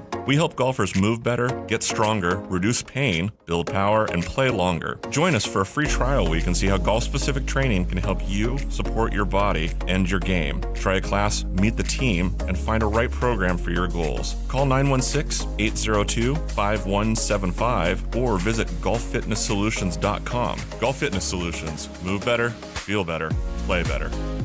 We all hear the radio ads about the IRS. They tell you to be afraid, to be scared, and they try to frighten you into calling. I'm not here to do that. Tax Relief Advocates is different. TRA is here to tell you that if you owe money to the IRS, whether it's $5,000, $50,000, or $500,000, we have a solution. It doesn't matter if you're sitting in your car, at work, or with your kids. No matter where you are, call now. 800-575-8157. Don't lose hope. TRA can eliminate or reduce what you owe to the IRS. Generous programs are now available that can give you a fresh start. Our passion is taxes and helping individuals fix their IRS problems. We have over 1,000 five-star reviews on Google and an A+ with the Better Business Bureau. You don't need to be afraid of the IRS any longer. End your tax nightmare today by visiting us online at TRA.com or call 800-575-8157. That's 800-575-8157. Tax Relief Advocates. Real solutions for real people. Whether it's date night, family night, or buddy night, Hagen Oaks has a bay for you. Reserve one of 3 Top Tracer bays from 6 to 11 p.m. through HagenOaks.com, and only those 3 bays are reservable. The rest of the driving range is still open for walk-ups. Play golf on world-famous courses while the kids try interactive games. Head to the Hangout for great food, cold drinks, and live sports on the TVs. Add monthly live music and putting tournaments, and you've got more than a driving range, you've got a night out. Hagen Oaks Golf Complex. Swing by and swing away. Get in the zone, AutoZone. Annie's first oil change wasn't as hard as she thought because she went to AutoZone, where a friendly AutoZoner helped her find the right oil and save on an oil filter. He explained the job and showed her free how-tos on AutoZone.com. When she was done, AutoZone recycled her old oil for free. Get a free oil filter and more during the Celebrate Free event at AutoZone, now through July 27th. Get in the zone, AutoZone. Restrictions apply. Tired of hearing scary radio ads about the IRS? Tax Relief Advocates is different. TRA is here to tell you that if you owe money to the IRS, whether it's $5,000 or $500,000, we have a solution. TRA can eliminate or reduce what you owe to the IRS with zero risk to you. We have over 1,000 five-star reviews on Google and an A+ with a BBB. End your tax nightmare today by visiting TRA.com or call 800-583-6681. That's 800-583-6681. Maida Subaru says yes to big savings on the new Subaru you want during the sizzling summer sales event on now. Visit MaidaSubaru.com today for special spring savings on over 225 new and certified pre-owned Subarus. Made a great deal at Maida. It's time for your Sactown Soccer Report. Powered by Sac Yolo Mosquito and Vector Control District. This week's key matches include Portugal versus Spain, the United States versus Belgium, Switzerland versus Colombia, Argentina versus Egypt, and France versus Morocco. In soccer, defense wins championships. At home, defense stops mosquitoes. Train standing water. That's your backline. Dress with sleeves and defend with repellent. That's your keeper. Keep your doors and screens tight. That's your shutout. Sac Yolo Mosquito and Vector Control District. More tips at FightTheBite.net.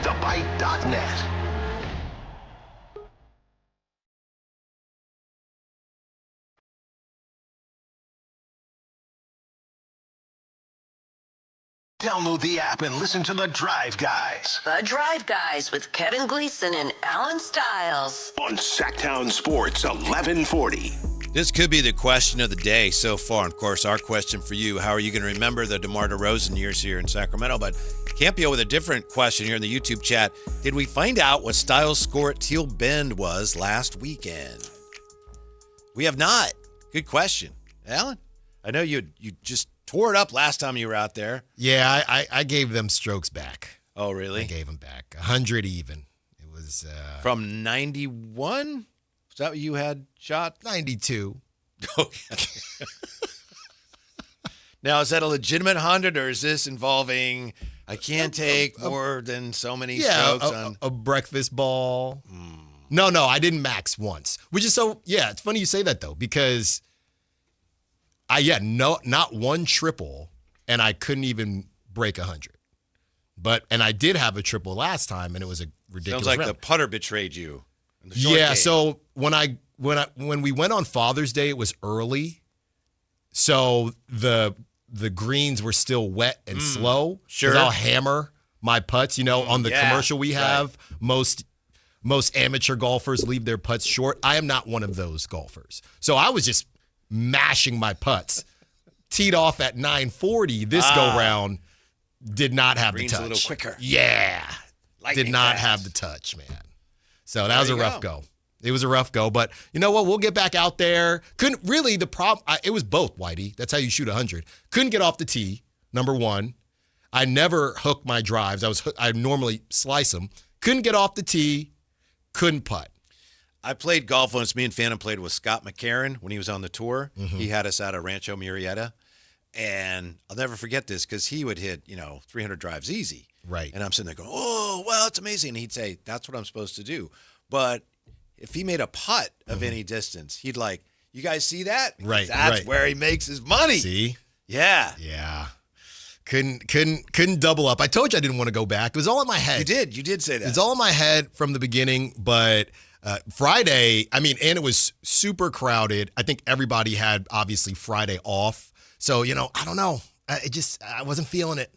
I didn't want to go back. I wanted to switch it up, but there was nowhere else to go. Nowhere else to go. Can I tell you the rest of my Scott McCarron story? Yes. So we played, it was Scott and me against Phantom and Scott's caddy, who was a really good player too. And they play for, I don't know, something. There's something at stake. So it mattered to them.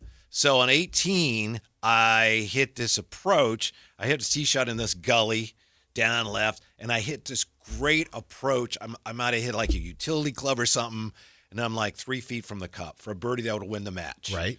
And I missed it. And Scott McCarron is a pro. He goes, oh, he missed it.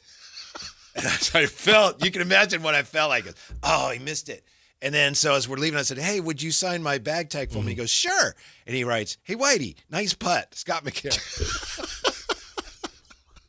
I feel like that big. Yeah. I thought he'd go, oh, well, but he goes, oh, he missed it. Right. You think he's going to give you, hey, what happens to the best of us? No. Wow. Come on, Whitey. Yeah. Did you what? You got to make that at this offline level. or leave it short or? I just yanked it left, as I recall. Whitey. Very, very makeable putt. Yeah. Very, very makeable. Wow. At least you have that cool, story, though. Yeah, I do. And if I'd played with you, I know I wouldn't have had to even putt it, right? Well, no. Oh, You would have been good. Good. You would have won the match. Well, no, not for birdie. You got to putt the birdie. I'm on the fringe. You're not on the green. That's all right. Yeah. Good. You're fine. Right. Yeah. No, you're right. They weren't helping me this go round, though. I tried to throw out some good goods. I didn't get good goods back. I've heard that's a strategy. If you're playing someone competitively, early on, you give them everything. Yeah. And then later in the match, when it gets a little tighter, then you don't give them anything. And all of a sudden, the knees started knocking. See? Because I haven't been putting as much, because I'm good. So it was regrettable, by the way. Also, just real quick, Whitey, I don't know about that time, 2024 on the chat. I don't know how what I said earlier was, I think, being misconstrued as Sabonis hate. I'm not really sure. I was wondering why you're going after Tomas that way. Doug didn't get a chance, ? What are we talking about? Yeah, go away from what absolutely worked, Alan, with the Domas hate. If you want if you want it to be the Domas show, that's fine. I don't recall it sounding like, hey, my point was that I want the ball in Acuff's hands as much. And the whole issue with the DHO thing, and I know they're doing similar stuff, and maybe it's a hybrid, right? Maybe it's literally, honestly, what the Knicks are doing, so it's not as much as Beam Team season, but you're still doing some of it. I just want the ball in Acuff's hands, and that learning curve that we're going to see, that has to happen immediately. I think you're doing him a disservice if he doesn't have the ball in his hands all the time. It's pretty clear that's the plan. That's sure where Domas we're at. recognizes that. Right. That's where we're at now. That's it. Rick Bucher, who's been on the show, we used to work with Rick Bucher. He says the narrative of Rich Paul contacting every team about LeBron is a facade. He says this signals a struggle with LeBron's diminished leverage as he approaches 42. The only logical destination appears to be a return to Cleveland. Bucher says the Lakers have been planning to get off of LeBron since they brought in Luka. So he says Rich Paul with his board, talking about all these teams that want LeBron. Rick Bucher says it's a facade, Alan. What do you think? Where do you think the truth lies? Maybe a little overstated. I honestly felt the same way about the Lakers thing. I know they did want him back or whatever that conversation was, but it was clear they were ready to get off the LeBron roller coaster. As far as the teams that are interested, it really depends, right? I mean, there are teams where it makes sense and there are teams where it doesn't. There's no need. Now, he wouldn't want to go to Memphis anyway based on what, the things that he had to say about Memphis, but does it really make sense for the Grizzlies? Does it really make sense for every single team? It makes sense for most teams, but I think you're also asking the question, is he going to be your third option? Is he going to be your second option? Yeah. What exactly is he going to be? I don't know. I think it's probably true that not 20-something teams are probably not asking for him. At the same time, I think there are teams, plural, that would like to have him who aren't going to get him. Right. Yeah. So maybe it's not 25 teams, but I think the Warriors would love to have him, and they're probably not going to get him. No. So there are teams that would love to have him that won't have him. Yeah. I just don't really understand the second boomerang back. I know it's home, but going back to Cleveland with Donovan Mitchell and James Harden, I don't even know if I have them picked to get out the East. Rich Paul said exactly what Jay said when we talked about the Knicks. Mm-hmm. I don't know if you saw that. He basically said just what Jay says. Yeah, before it would have been a no-brainer, but now. Can't do it now. Yeah. Can't do it. Mm-hmm. Look. There really isn't a great fit, is there? When you think about it, there's no place where it's like, oh, that's the place. I think he knows for a fact that he wants out of the West. I know that because he's not trying to mess around with the Thunder and the Spurs. He's not trying to do that. But based on those parameters. Sounds to me like you're suggesting Miami is his ultimate destination. With Giannis. You're not? Okay, what are you suggesting? I could see Detroit. Nobody's really thrown out Detroit. And again, it's about he said it's about how competitive he wants to be. So I don't know. I guess Miami makes sense too. It's just that would be a huge team, like quite literally a huge starting five. Mm-hmm. If he went that. They need bucket getters too, though. I don't know. I wouldn't call LeBron and Giannis redundant, but I don't know if it's the best fit in the world. DeMar off the bench. Mm-hmm. DeMar off the bench. I mean, you're doing something. I don't know what. Giannis, LeBron, and DeMar? And bam. Okay. I don't know what it's doing. I know Kayla has been saying Cleveland. Rick Bucher is saying Cleveland. A lot of people have been saying Cleveland. I've been saying, he's going to go to the Warriors, but I don't think he's going to go to the Warriors now. No, I guess based on the vision board, didn't look like the Warriors had a very prominent spot. Which, who knows because where I thought you were going to go with it was that he just already knows where he wants to go. Well, I think we know that, don't we? I know that's what Jerry said. And he all this is just playing it up because why not? Mm-hmm. Why not? He wants to have fun. One more year. I think this is fun for him. Mm-hmm. Who is the team? Because these are all replayed storylines, the Cavs and the Pistons. So I guess going home is the best storyline, but who gives the best storyline? Isn't it the Warriors? I would think. Yeah, he should go to the Bulls. and where Michael Jordan played. Hey, I brought the ring back. Yeah. Right? Yeah. It's a storyline. Yeah. Mm-hmm. Well, I know you love your stories. When you come up with a good one, will you share it with us? I'm working on it. All right. And how do you like the one free throw rule? We'll dive into that coming up. Sactown Sports. After 2 seasons in Sacramento, the Kings have parted ways with forward DeMar DeRozan. With one of the team's top scorers and veteran leaders now gone, who will step up to fill DeRozan's shoes? Your exclusive home for Kings basketball. Sactown Sports 1140. Patrick was way behind on his IRS taxes. I was in way over my head. The total amount ended up being somewhere just over $30,000. $30,000. Then the IRS came to collect. Started getting letter after letter. A lien had been filed against me. They were going to basically hang me completely out to dry. He had to do something. That's when I reached out to Optima Tax Relief. Patrick's life quickly got a lot easier. It was very easy, pretty much hands off. They picked up the ball and ran with it. And how'd it go? I couldn't believe it. I had to ask 2 or 3 times. I saved an incredible amount of money. How does Patrick feel about Optima? Couldn't be happier. They definitely helped me. Optima Tax Relief, the best place to call. They're the best in the business. Do what Patrick did and call Optima Tax Relief for a free consultation. Call 800-375-2922. 800-375-2922. 800-375-2922. Optima Tax Relief. Testimonial from an actual client. Some restrictions apply. For complete details, please visit OptimaTaxRelief.com. Golf to Go is brought to you by the Hagen Oaks Golf Super Shop. Here's Frank LaRosa. We golfers tend to grumble too much. Golf Monthly's Nick Bonfield compiled our biggest complaints. They include our own game. The refrain, is it going to be another one of those days, should maybe be realigned and set about the next shot with positivity. Next is our equipment. We always blame our tools even though they were just along for the ride. Course conditioning is another gripe, and maybe you should try getting up while it's still dark, whether it's 108 or 32 degrees, and deal with global warming, limited budgets, and sustainability. And then go hug your superintendent for what they do. Dress codes get a lot of attention. Some feel the tradition should be maintained, and others are comfortable in T-shirts. It's a game, people. Also in the mix are rules of golf, slow play, the World Handicap System, tee time booking systems, bad luck, and more. I say you get out of it what you're willing to put into it. You're on a golf course, your phone's not ringing, and you might make a birdie or two. Enjoy the moment. There's lots of time left in the day for complaints. That's your Golf to Go. I'm Frank LaRosa. It's the 4th of July Sell-a-thon at Folsom Lake Ford with employee pricing. Plus, get 2.9% financing. Plus, $1,000 trade assistance on select new Fords. Hurry to Folsom Lake Ford today. FolsomLakeFord.com. On approval of credit, see dealer for details. Everyone loves to be outside, and so do mosquitoes.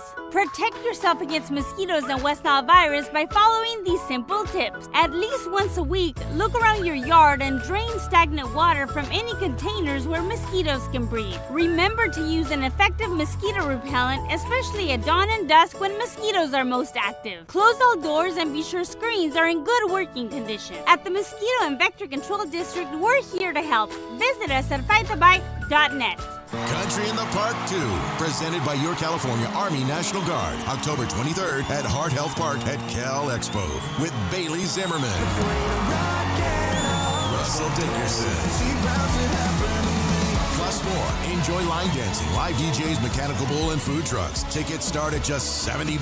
Country in the Park 2, October 23rd at Hart Health Park at Cal Expo with Michelob Ultra, the California Office of Traffic Safety, and Caltrans. More info at CITPFest.com.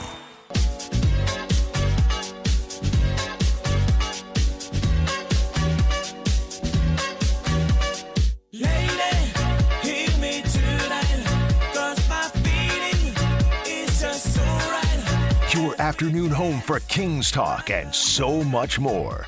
The Drive Guys on Sactown Sports. Here's another thing that I know we'll remember about DeMar DeRozan. And yeah, DeMar DeRozan and the Kings parting company. 25-26 season, DeMar DeRozan passed Dominique Wilkins and Oscar Robertson on the all-time scoring list. And he needs just 236 points to pass Hakeem Olajuwon for 15th place. Despite his scoring and accolades, the Kings finished tied for the worst record in the Western Conference. So DeMar now has played for 4 teams: Toronto, San Antonio, Chicago, and Sacramento.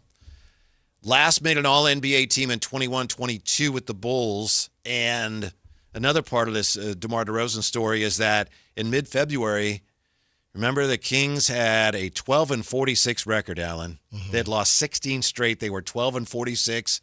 Then they went 10-14 the rest of the way. Ugh. Yeah.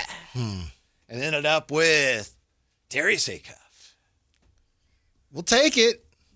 I mean, it's the best case scenario. I guess we don't necessarily know that yet, but based on where the Kings finished, to still get someone like Darius Acuff, we'll have to take it. Do you feel any differently now, Whitey, about the homecomings and letting DeMar kind of do his thing for as long as the Kings did, now that they did end up waiving him? Do you feel, because now that he's gone, I guess it would have been kind of messed up to just ask him to sit. And towards the end, I think they did more of it. But it was just a weird situation, right? Well, since you asked, because I know not everyone sees it this way, to me, there was an opportunity there that they lost, and hopefully it's worked out anyway.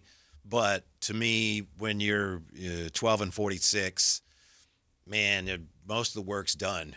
Mid-February, you're sitting pretty for one of those top spots in the lottery. Mm-hmm. They didn't play it that way, and we move on.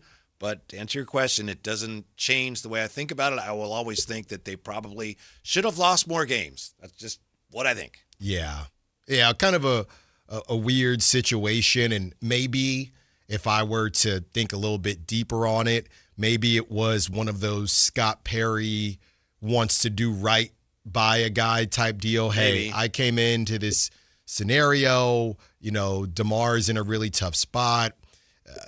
Let's at least let him play some basketball, and I didn't give him this contract, but we're going to, quote unquote, do right by DeMar. You know what was a little bit confusing, though? Just the idea of DeMar finishing out the season, right? There was the buyout conversation that just never really happened during the season. That one was weird to me, because what did DeMar, the Kings, to your point, what did anybody gain from DeMar finishing the season? And we never really heard anything about it, right? It was, we expect the vets to be here and to play. And well, if he didn't want to do it, and I don't know, but I mean, that would be the most obvious answer, Yeah. And I know there was some contract parts of it as well. Then we talked to Yossi Gozlan and others. Hey, well, he's going to miss out on this money if he does agree to a buyout. Right. He would have lost money. Yeah. So I do wonder if they even approached him and he said, I'm good. I'm good. Yeah. I don't know. But I do know that Acuff is supposed to play tonight. Clint is asking, Acuff playing tonight? Darius Acuff should be playing tonight. Yes. What do you think, Alan? Speaking of Summer League, back at it tonight, the California Classic concluding. What do you think of this one free throw rule? Get fouled shooting 2, 1 free throw for 2 points. Get fouled shooting 3, 1 free throw worth 3 points. I don't love it. But I understand why they're doing it. It reminds me of, I'm pretty sure, intramurals. When I was in, you play in the adult league. I'm pretty sure that's what they do for adult leagues. One free throw and then keep it moving. Mm-hmm. Yeah. The only other time I've seen it is and I know they do it in the G League, but summer league, like high school summer league. I know my daughter one year was in a tournament or some league where they did that because it's summer league. Now, if there's anybody, I know some people said, boy, they better not be trying this out.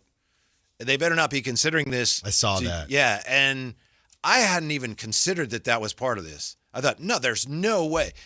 There's no way you could do that for NBA games. There's no So for way. Summer League's like, yeah, it's cool. It's another reminder that just keep it moving here in Summer League. But I don't look at it as a rule that they're kind of trial ballooning here. There's no freaking way you could do that in the NBA. It when you talk about all the history and the records, you just could not do it. No, of course not. Right? Right. I mean, what? Then I look at some of the things baseball did, and I realized there was a time when I said, "There's no way you could have a pitch clock and no shift." And it would be pretty NBA because that's one thing that nobody is complaining about. So the idea of them fixing something that nobody has said needs to be fixed, that's very much an Adam Silver thing. Have you also heard this? This is another Summer League thing that to me is idiotic. I forget who said it, so I'm not taking shots at them. I just think it's dumb. Mm-hmm. Somebody said, well, you cheapen Las Vegas Summer League when you allow some of these teams to have their own little tournaments. And so you've got like Acuff not making his debut in Las Vegas Summer League, but in the California Classic. Who cares? I'm with you. Who cares? I mean, he's still going to have a Summer League debut. Yes. You know, well, but he already has, Alan. Instead of having it in Vegas in prime time, now he's already made his debut. I'm with you. I think it's absolutely idiotic. No. What's the big deal? Mm-hmm. You know, his hometown, especially because it's the California Classic. Now, maybe it's a little different if it wasn't in Sacramento, but the fact that, so I'm saying Michael Brown Jr., who I do believe Michael is making his debut as well in the city, in San Francisco. But yeah, I could see if you were a Nets fan that wanted to see a debut and you're planning on going to Vegas, but still, I don't hear a lot of people complaining about that. Right. Again, that's somebody made up a problem that wasn't a problem. Right. Oh, well, I don't know, the Las Vegas locals, or, you know, is it taking away from, if anything, could you say, oh, well, these fans were going to go to Vegas and now they don't need to, so maybe Vegas should be complaining, but nobody outside of Vegas. Mm-hmm. I'll tell you the best thing about Summer League so far for the Kings, and we figured this was going to be something we're going to see a lot of this year, but it's Darius Acuff and the lobs. Mm-hmm. We're going to see a lot of that. Yeah. To multiple players, I would say. But especially Dylan Cardwell. Going to be throwing some down. Yeah. That's going to be fun. By the way, I feel like we have not talked enough about Nique Clifford. Okay? I've been kind of tough on Nique Clifford coming in as an older first rounder. Is he number 10 now? Yeah. Because we're rocking double zeros, right? Well, they knew everything was going to happen this way. Right. Yeah, I think you're right about that one. But he had the game winner, and, you know, he's been somebody that was a bit just confusing to me, I guess, trying to understand who he's going to be. I know we've talked about Josh Hart and others, but I don't know. Maybe I haven't given him enough credit for what his ceiling could be. What is it that you haven't seen that you expected to see, or what do you need to see more of? Well, I think it's just the classic, what am I looking at? You know, what is it? What is his model? If we're looking at other players that are similar to him, we were just talking about Quentin Grimes, but I think Quentin Grimes is a much better scorer than Nique right now. Mm-hmm. But when I was watching him, and obviously he hits that game winner, I thought, you know what? Maybe there is more to Nique's ceiling than I've given him credit for. By the way, Cam Boozer against Darren Peterson tonight. You know, that's the other thing when we were talking about the games that, you know, DeMar played in, and they should have lost more games. Did you feel any level? I know we've been enjoying Darius Acuff, but did you feel a new level, or did it reopen the wound seeing the Darren Petersons? Yes. And those? I'm sorry, it did. I know people are going to get mad, but yes, absolutely. Yeah, I'm kind of right there with you. Okay. I am. I mean, you just got to move on. You move on. The pick is the pick, Alan. Yeah. How many times do TC and I have to tell you? And we're happy with Darius Acuff, but yeah, you're watching, and I know Cam Boozer looked really good to start, and you just, how did that happen? But we're over it. We're getting over it. That's right. We're getting over it. Mm-hmm. We're trying. Well, I thought I had made more progress, and somebody came in, and his name is Alan, and he ripped that scab off. No. I was just checking in. You know, because you got right there. You got it on your screen. And Cam Boozer, Darren Peterson, Devonsa, they're gonna make their Vegas debut, but it's not gonna be the same because they would have already played. The key to unlocking Darius Acuff's defensive potential. Scott Perry explained what that is. What do you make of this? Stick around. More Drive Guys coming up. Sactown Sports. After a promising finish to the 2025 season, The Kings have signed Precious Achiuwa to a new deal that keeps him in Sacramento for the next 2 seasons. With a strong defensive presence and a versatile skill set, what role will the 26-year-old forward play in a crowded young front court? Your exclusive home for Kings basketball. Sactown Sports 1140. This is the story of the one. As a safety manager at a manufacturing plant, he does everything he can to keep his coworkers safe. From finding ways to reduce risks to keeping safety supplies in stock. And for that, he relies on Grainger. Grainger offers a broad range of quality products and next-day delivery, so he can always play it safe. Call 1-800-GRAINGER, click Grainger.com, or just stop by. Grainger, for the ones who get it done. Hey, this is Jelly Roll. As many of you know, my song Winning Streak is about my own personal struggles with addiction. I first sought help for my addiction at 14 years old. Start your recovery journey. Choose a proven addiction treatment option that's right for you at ChooseChangeCA.org. The real you is worth recovering. Choose Change California provides access to proven treatment options for addiction to opioids and stimulants. ChooseChangeCA.org. This is your chance to recover your life.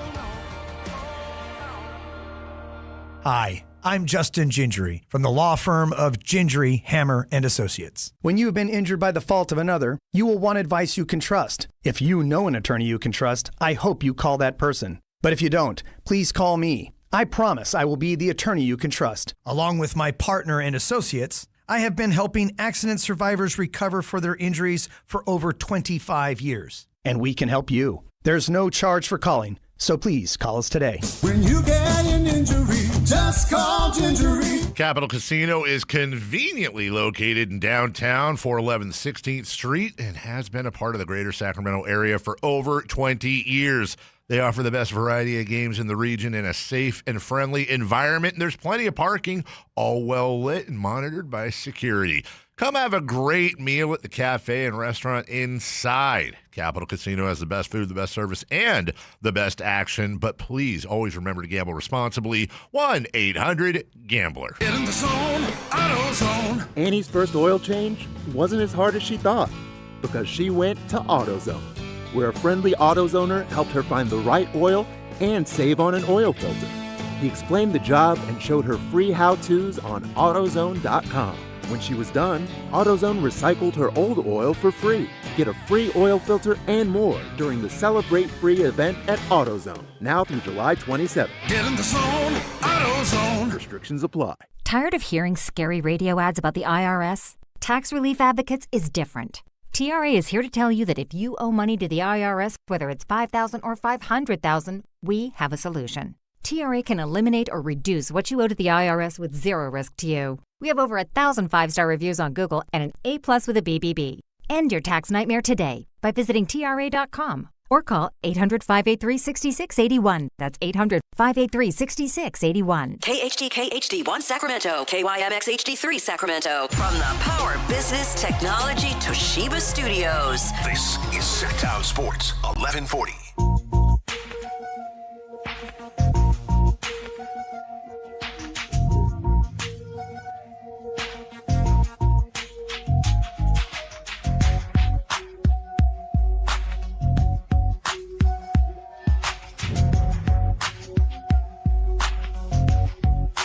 Live and local, it's The Drive Guys. Watch the show on youtube.com/Sactown Sports 1140. Or listen on the Sactown Sports app. We're remembering the DeMar DeRozan Kings days here. It's official today. Kings made it official. DeMar will be moving on. It was just a report. We've talked about it. We've seen the reports. There was just a report on ESPN. Did you see your friend Tony Slater, as you call him, was talking about all the teams that are expected to be interested in DeMar DeRozan. Yeah, Brett Siegel was saying the same thing. Maybe I got it. I don't know. Maybe I'm underselling DeMar DeRozan, or I'm just so jaded from the Kings not being able to trade him. It's kind of, I don't know, affected how much of a market he truly is going to have. We'll see. More on that this afternoon, the rest of the way. Also, tell you about the key to unlocking Darius Acuff's defensive potential, according to Scott Perry himself. But first, I want to tell you about an NBA player who is he's high up on Alan Stiles' wish list for the Kings. And this is a guy that is available if you have the right pieces to pay the price. Alan, tell us about why you think the Kings would be wise to pursue Peyton Watson. Man, so he got an opportunity this season with the injury to Christian Brown, and a lot of Nuggets fans were upset that they ended up paying Christian Brown because they might end up losing Peyton Watson. So this is from Sam Amick. As the Nuggets and Watson's agent, Rich Paul of Clutch Sports, have continued to be a part in negotiations for a new contract. Sources say Denver is also very open to the prospect of a sign and trade for the 23-year-old forward. As we've seen several times this offseason, the rules relating to restricted free agency have created a challenging landscape for players in that position. So they say that they are planning on matching, but they intend on matching any offers for Peyton Watson, but there is a world where they would sign and trade him. And I'm telling you right now, he's 23 years old. I would be more excited and more willing to give up draft capital for Peyton Watson than Jalen Duren. Me personally. Does he shoot the three ball well, Alan? I believe so. 41% last year. Yeah, that's what I'm talking about. Mm-hmm. The dude is a baller. And he averaged, though. Just under 15 last year. Yeah, just under 15. How many threes a game? No, how many shots a game? 10.8. And how many minutes? He played 29-6 last year, but he was a starter for 40 games, and then there was 14 other games that he played in, only 54 total. Yeah, I like him. 30th, and that's the thing Not that we a always great defender. 30 for 10? I think he's going to get cashed out. I do. He's the prototypical. He's 6'8", kind of. I know why do you getting on about his defense, but 3-and-D. I just said he's not a great defender. That's all. Why? Just the eye test? Well, he's statistically not a great defender. That's all. Analytics again. Okay, well, how else are you going to evaluate someone's defense? Eye test. Skills he had? Eye test. What does the eye test tell you, Alan? He's long. He's long, yeah. I'm giving up the house for Peyton Watson. I like Peyton Watson. I just don't think the Kings would have any shot at him. No. I think Denver wants to keep him. I think there's other teams that probably have more to offer that would be interested. And to me, it's not even a matter of, well, what about Peyton Watson? I like Peyton Watson. I could be wrong, but at first blush, I look at it and go, oh, the Kings have no shot at him. What, you think they got a better shot at Jalen Duren? Doesn't look like they have much of one, does it? No. So at least Sam is saying that the Nuggets are open to a sign and trade. The Pistons aren't even saying that. The Kings have been trying to convince them that they're open. Mm-hmm. Now, obviously, you're trying to get your center of the future, but I don't know. I mean, we could have a conversation about Keegan. We could have a lot of conversations, and I would have them to go get Peyton We don't Watson. really disagree. Let me try an Allen analogy. We're not disagreeing. It's just a matter of you're saying, hey, this would be a great ice cream to get. We go to the ice cream store. Mm-hmm. We go to Baskin-Robbins. I don't know, baseball nut or whatever it is. Well, you don't like that. You probably don't like that. No, whatever it sounds flavor. good. You're Yeah. saying that'd be great. I'm saying, yeah, but the car's broke down. We can't get there. That's all I'm saying. Okay. That's all. Well, yeah, but we spent all this time on Duren, and I guess a report needs to come out that Peyton Watson wants to be in Sacramento. The Duren stuff is because that narrative, there were parties that were driving that narrative, right? That the Kings are in on Duren. And then the more you find out about it, doesn't look like it. There was one just recently. Was it yesterday? Was it Hoops Hype? Or was it Jeff Fisher saying, oh, if nothing's resolved by the end of the week, this could get really interesting. Okay. Yeah. They still have all the power. And we don't even know we don't even know who is trying to, or what offers are even out there for Duren. We just know that the Kings were trying to get in that conversation. Yeah. And it doesn't feel like the Pistons want to be a part of it. Restricted free agency is just a tough game to play. For everyone. Yeah. For everyone. Unless you're the team that has the rights. The Warriors kind of botched it on Kuminga, but still, you hold all the cards. Yeah. If he's your guy. I'm with you. I like him. Keegan in a first. For Peyton Watson? What'd you have over the weekend? What are you talking about? Putting yourself Man. Keegan and a first? For Peyton Watson? You're not doing that? No. That's way too much to give up. Wait a minute. What Peyton Watson are you watching? I like him. He's 23. Manning, you know? Right. I'm like, what He's Peyton? 23. What are you giving up? DeAndre Hunter. Yeah. They not picking up. Well. I'm probably not giving up any draft capital to get Peyton Watson.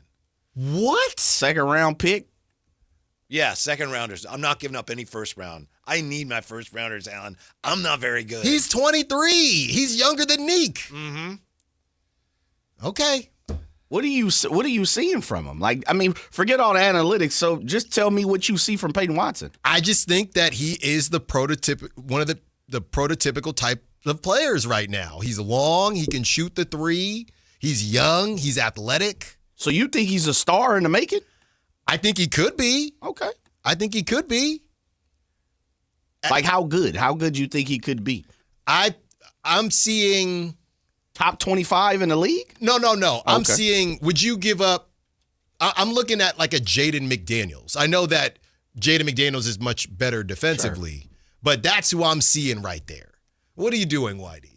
I just want to see where he is in the Ringer's top 100. I'm not trying to. He's not in here. He's not going to be on that. I already knew when you got quiet. So Keegan's out on there, though, right? I'm doing that, man. Okay. A first and Keegan. I would. You restart that timeline a little bit. So you just, I mean, listen, if I'm hearing you correctly, you think Keegan's market is horrific. I don't think it's great. And maybe it's, a put some, I'm not saying unprotected first, but I just don't know what Keegan's value is. Maybe I'm overstating it. I might be with you. To me, I like Peyton Watson too, but to me, that's too much to give up for him because Keegan is he was a fourth pick. Yeah. Keegan and a first-round pick for Peyton Watson to me is that's just too much. And it's nothing against – he's 76th. He is in the top 100. Peyton Watson is listed here. Really? The Ringer has him number 76. Toolsy, high-energy wing, finally making good on his two-way potential. That's why I looked it up, Alan. Look, all I know is our boss is in, okay? Yeah, because anybody with Denver, he's like, yeah, I get him. No. Rocky the mascot. I must Bring not him watched in. enough Nuggets games. Look, man. General says Keegan in the first better get you Trey Murphy. Well, it's not. Because they got, you talk about crazy price tags. Right. They just lowered it to 3. All right? Mm-hmm.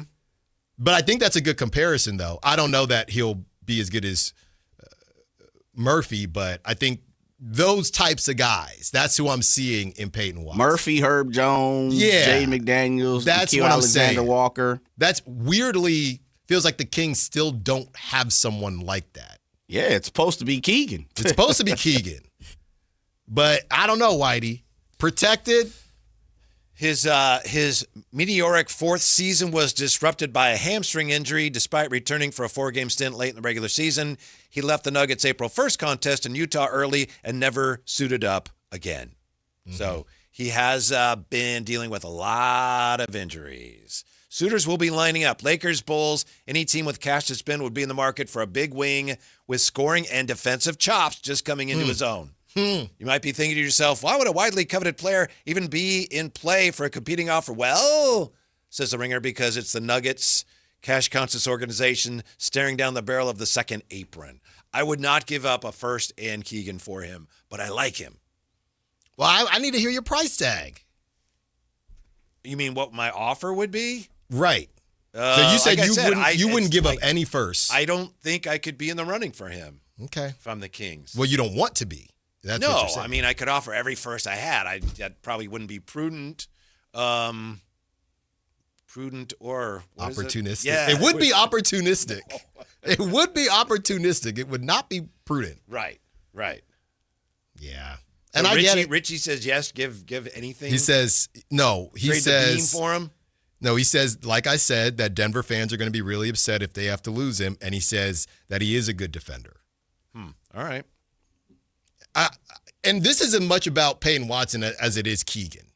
I don't know. This is a huge, here I go. This is a huge season for Keegan Murray. Wow, that's a weird, that feeling like I've experienced this before. This is a huge season. And then I saw, just completely digressing for a second, because of how that joke started, I saw a picture of C.J. Stroud, and it was year 1 versus year 4. And the NFL posted it, and the first thing I thought is a huge season for C.J. Stroud. That's where this whole thing started. But I'm serious, Whitey. And maybe I'm not giving Keegan enough credit. We just didn't make any headway this season because of the injuries. So I don't know. Peyton Watson has established himself as one of Denver's top defenders with a defensive rating. Well, no, not going to get into the defensive ratings. Read that top. Read that top line. Well, it's a defensive rating of 114.1, ranking him 3rd on the team, highlighting his effectiveness on the court.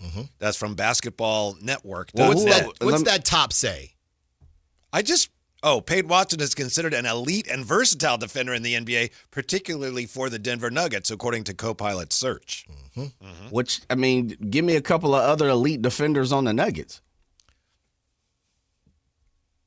How much time do you have?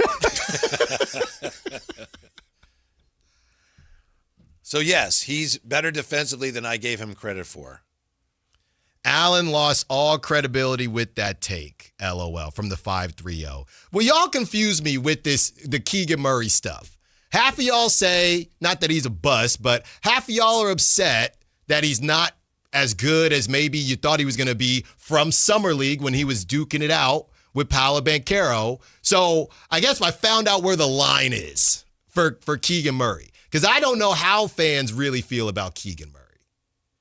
And a lot of you maybe just haven't watched Peyton Watson that much. Maybe I'm way too high on Peyton Watson. 916 says, how about Westbrook, Hunter, and a first for Peyton Watson? Nobody is doing. Well, Westbrook's not on the team. Why even read that? Thank you, Whitey. You took my place that time. The Nuggets are not doing Hunter and a first for Peyton Watson. They're not. Hey, Whitey, do me a favor. Can you pull that ringer back up? They have him at 76 or 8, whatever you had him at. Just give me 5 each way. All right. Because I'm just trying to make sure mentally, basketball season's out, fellas. Maybe my mind is off a little bit. I just want to hear light and again, type this players. Is not the be-all, end-all. No. It just happens to be the ringer and their staff, and they put together the top 100, which, of course, I'm having a hard time finding at this moment. Oh, I thought you added up. My apologies. Alan? Here's Alan. No, I'm done. Yeah. All right, here we go, Jay. Top 100 from The Ringer. And I looked it up to see where he was, and of course, Alan said, "Dude, he's not on there." He is on there. That surprised me in itself. Yeah. Yeah, he should be higher. That boys. Keegan's not on it. No, I don't think so. Number 76, Peyton Watson. 75, Cason Wallace. 74, Josh Giddey. 72, Andrew Nembhard. 71, A.J. Mitchell. And 70, Peyton Pritchard. Going the other way. That's not a good dope. Those guys are 70s? 77, Naz Reid. 78, Dyson Daniels. 79, R.J. Barrett. 80, Jaime Jaquez Jr. And 81, Ayo Dosunmu. So, man, the Ringer top 100 is a little off. He's higher than Naz Reid and Dyson Daniels. You wouldn't give up a first for either of those guys? No, he's not better than Dyson Daniels. And the thing that really stands out defensively about Peyton Watson, and I apologize, I didn't give him the credit that he deserves for his defense. He's really good at blocking threes. So he's really good at blocking shots on the perimeter. Right. Yeah. Yeah. I'm just looking here. Yeah, that's when he plays. That same 530 says 2 second-rounders max. They're just not picking up. That's okay, but Denver is not picking up the phone for that. The guess is Denver finds a way to keep Watson, considering how much they've invested in his development, but it's going to cost them more than a pricey new contract. I can't believe you guys, man. I just don't think you're going to be in the running for him. You'd have to overpay to have a shot. Okay. I hope Keegan balls out this season. I really do, because it's a big one. I think I get where you're going with it. This is probably more of a Keegan conversation than Peyton Watson. Mm-hmm. I think that's where you're pulling from it. You just think Peyton Watson's a better player. And to be honest, I might be there with you at the moment. I'm just not sure I see the high level, I think, of what you believe Peyton Watson's going to be. For me, at this point, if you're going to get someone to be a 3-and-D guy, that's fine. Mm-hmm. But I think if you, and this is not me speaking, Alan, you know how I feel about Keegan's. Right. I think we're at his ceiling. But I think some people still believe in NBA circles, media, fans still think Keegan's got maybe one more acceleration left. Yeah. And I'm not exactly sure people see that with Peyton Watson, especially on the offensive end. Yeah. But again, as I always say, big fella, go prove us wrong. Yeah. You 23. Go get it. And guess what? The one thing, and I think this is what Whitey is kind of getting to, Jamal Murray's off the court quite a bit. Aaron Gordon's off the court quite a bit. You've had some opportunity to step up and do some things. And I think, if I'm being honest, that sounds pretty similar to who? Keegan Murray. Keegan Murray. Mm-hmm. Now, he's younger, but. Yeah, Peyton Watson in his 4 games played 23 games, 80, 68, and 54. So he also has had his share of some injuries. I don't like that. Mm-hmm. I don't like that at all. Mm-hmm.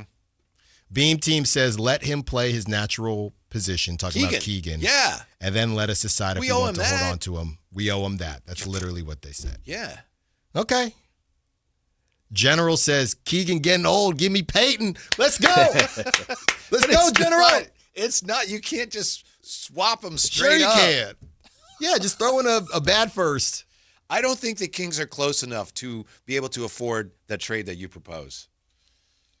I think you've given up too much, and you're setting your rebuild back, even though you bring in a guy who's young. Has some injuries, but I just don't think you're close enough for that to be worth the risk. Okay. I like Peyton Watson. I've told you that a million times. Chris the mom says, I'm not ready to give up on Keegan. There you go. So you know what this was? This was just reverse. I wanted to see who out there still loves Keegan. I had to push the line. You just wanted to badger Kings fans, and you tried with Domas. You didn't get any takers. You tried with Monk. Nobody took the bait. I know. Watch this. I'd trade Keegan. He's terrible. No. A lot of people and finally call in. Somebody bit. Yeah. No. It's not a bite. It's not about that. I like Peyton Watson a lot. I don't know how Kings fans have felt about Keegan, and now we know where the line is. Keegan in a first. Just had to refresh it. That's right. Yeah. I just wanted to see who's still out here caping up for Keegan. That's right. all. We knew y'all. I knew y'all were out there somewhere. Mm-hmm.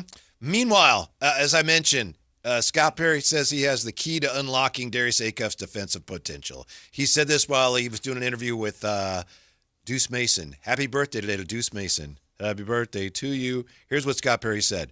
When you talk about playing an NBA game, the better conditioned you are, and you're not worried about getting tired, the better he's going to be at both ends of the floor, and that's just a fact. That's really going to be the key to unlocking him defensively, just getting him to next level shape where he can play without worry about getting tired. So what Scott Perry is saying, first of all, he says he's so competitive, he's going to want to defend.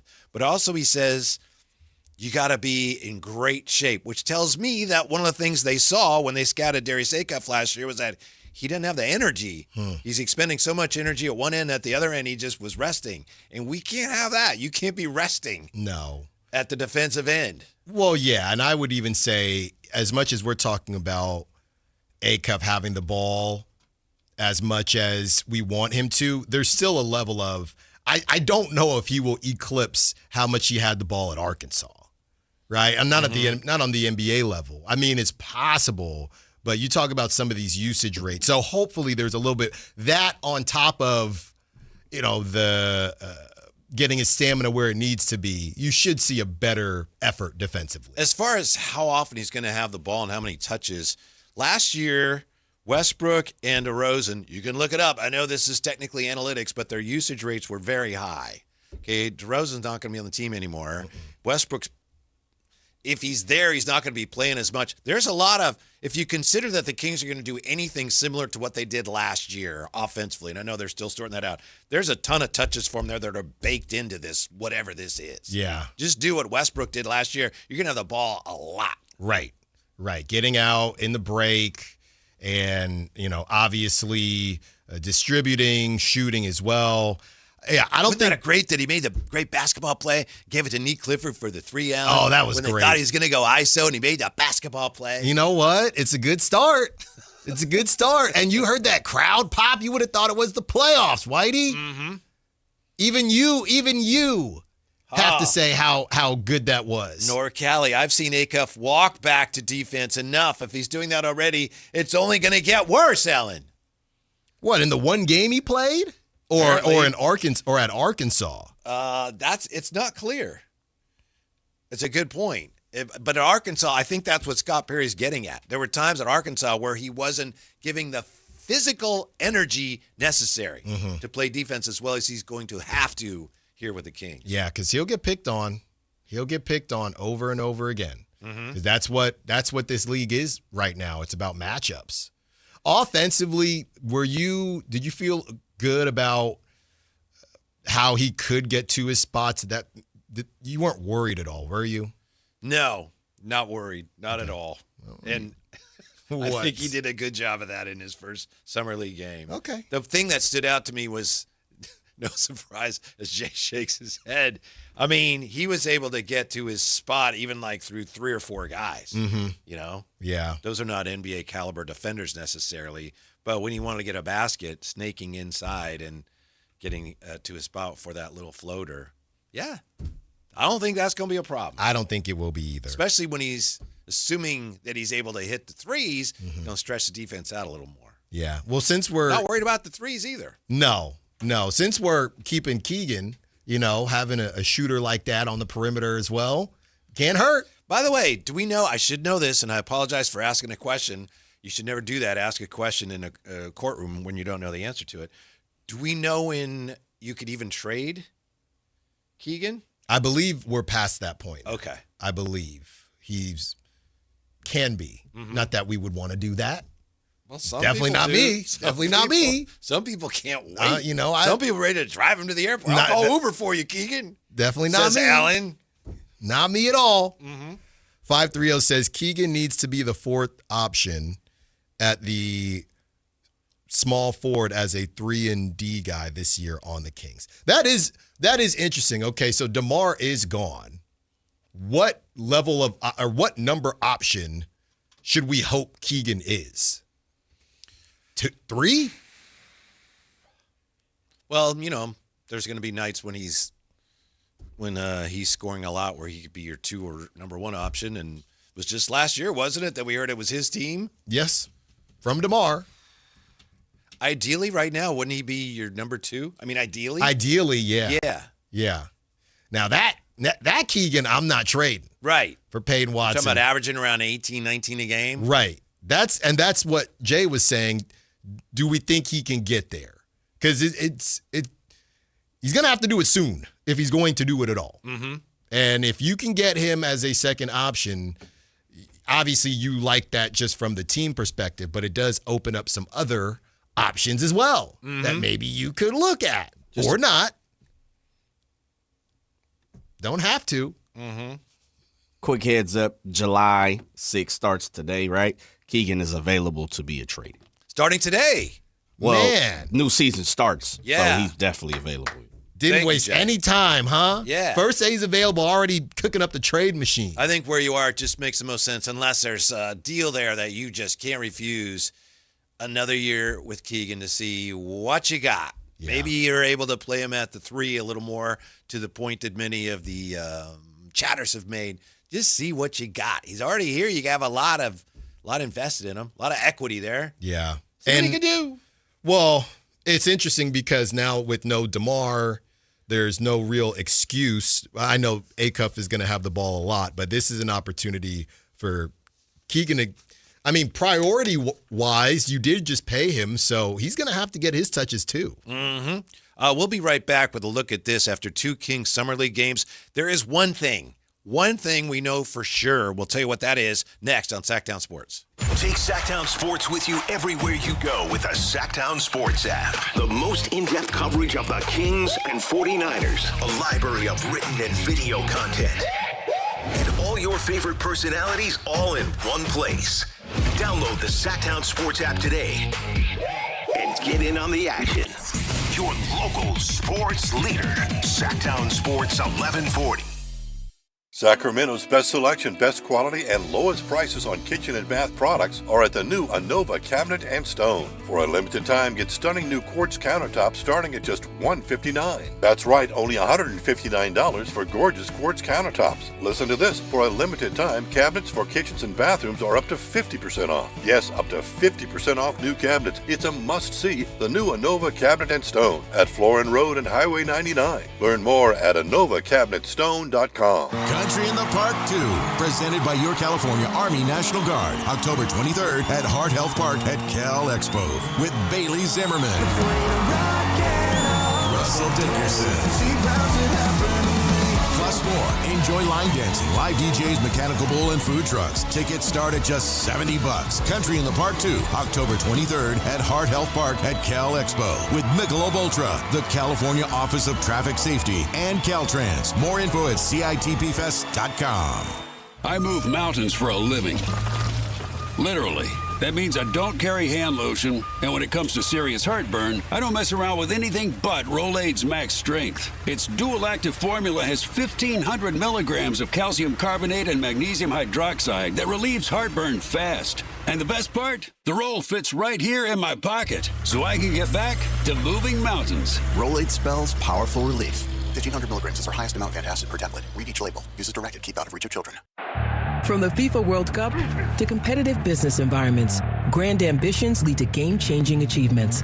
At Bank of America, we're there to support businesses at every step, providing insights and expertise to help you gain an edge. He shoots, he scores! What would you like the power to do? Explore winning business solutions at BofA.com/gamechangers. Bank of America, official bank of the FIFA World Cup 2026. Hey, this is Jelly Roll. As many of you know, my song Winning Streak is about my own personal struggles with addiction. I first sought help for my addiction at 14 years old. Start your recovery journey. Choose a proven addiction treatment option that's right for you at ChooseChangeCA.org. The real you is worth recovery. Choose Change California provides access to proven treatment options for addiction to opioids and stimulants. ChooseChangeCA.org. This is your chance to recover your life. T-Mobile has an exclusive bundle for customers 55 and up. I'm Sarah Bowl. Yeah, I'm Frank Bowl. A reliable network is key for us. And with T-Mobile, it's been wonderful. And going to the 55 plus plan saved us so much money. A lot. And that's important. Trying to keep costs down. The home internet's been perfect. It's fast, it's quick. The setup was so easy, it took less than 15 minutes. It was like, ta-da! If you want simplicity, coverage, reliability, you want the whole package, T-Mobile has it. Right now, T-Mobile customers 55 and up can get 2 phone lines on America's best network, plus America's fastest 5G home internet for just $30 each. $30 per month each line with autopay plus taxes and fees. Minimum age 55. Pricing for home internet rely on 2 lines of Essentials Choice 55. $35 connection charge per line required. Best mobile network and fastest 5G home internet based on analysis by Ookla of Speed Test Intelligence Data 2H 2025. All rights reserved. It's the 4th of July Sell-a-thon at Folsom Lake Ford with employee pricing. Plus, get 2.9% financing. Plus, $1,000 trade assistance on select new Fords. Hurry to Folsom Lake Ford today. FolsomLakeFord.com. On approval of credit, see dealer for details. In celebration of 80 years of 49ers football, Sactown Sports is counting down 80 of the most memorable moments that have shaped the team's storied legacy and winning tradition. Here's today's faithful flashback. Number 48, San Francisco's first playoff appearance. The San Francisco 49ers' first playoff appearance was a Western Conference tiebreaker game against the Detroit Lions on December 22, 1957 at Kezar Stadium.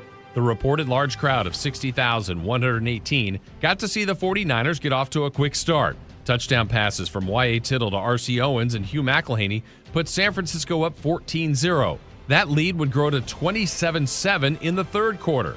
24 straight points by the Lions ended the hope. And although they did not advance to the championship game that year, it did help build the beginning of what has become a championship standard and expectations for the team. Faithful Flashbacks on Sactown Sports 1140.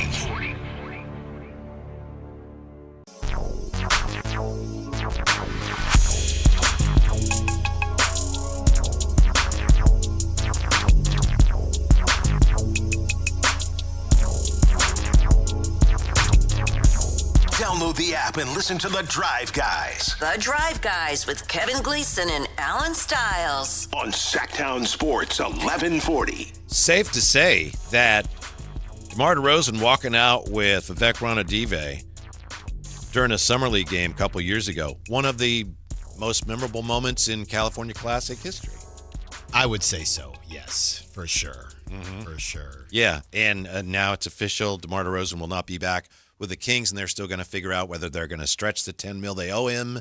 And he's apparently looking at the free agent market with reports that Alan Stiles is attempting to refute, but national reports that there's a lot of free agent interest in DeMar DeRozan. I was just surprised. Yeah, I was just surprised that there's... You're not really refuting, but I... Right, that there was as much interest as there...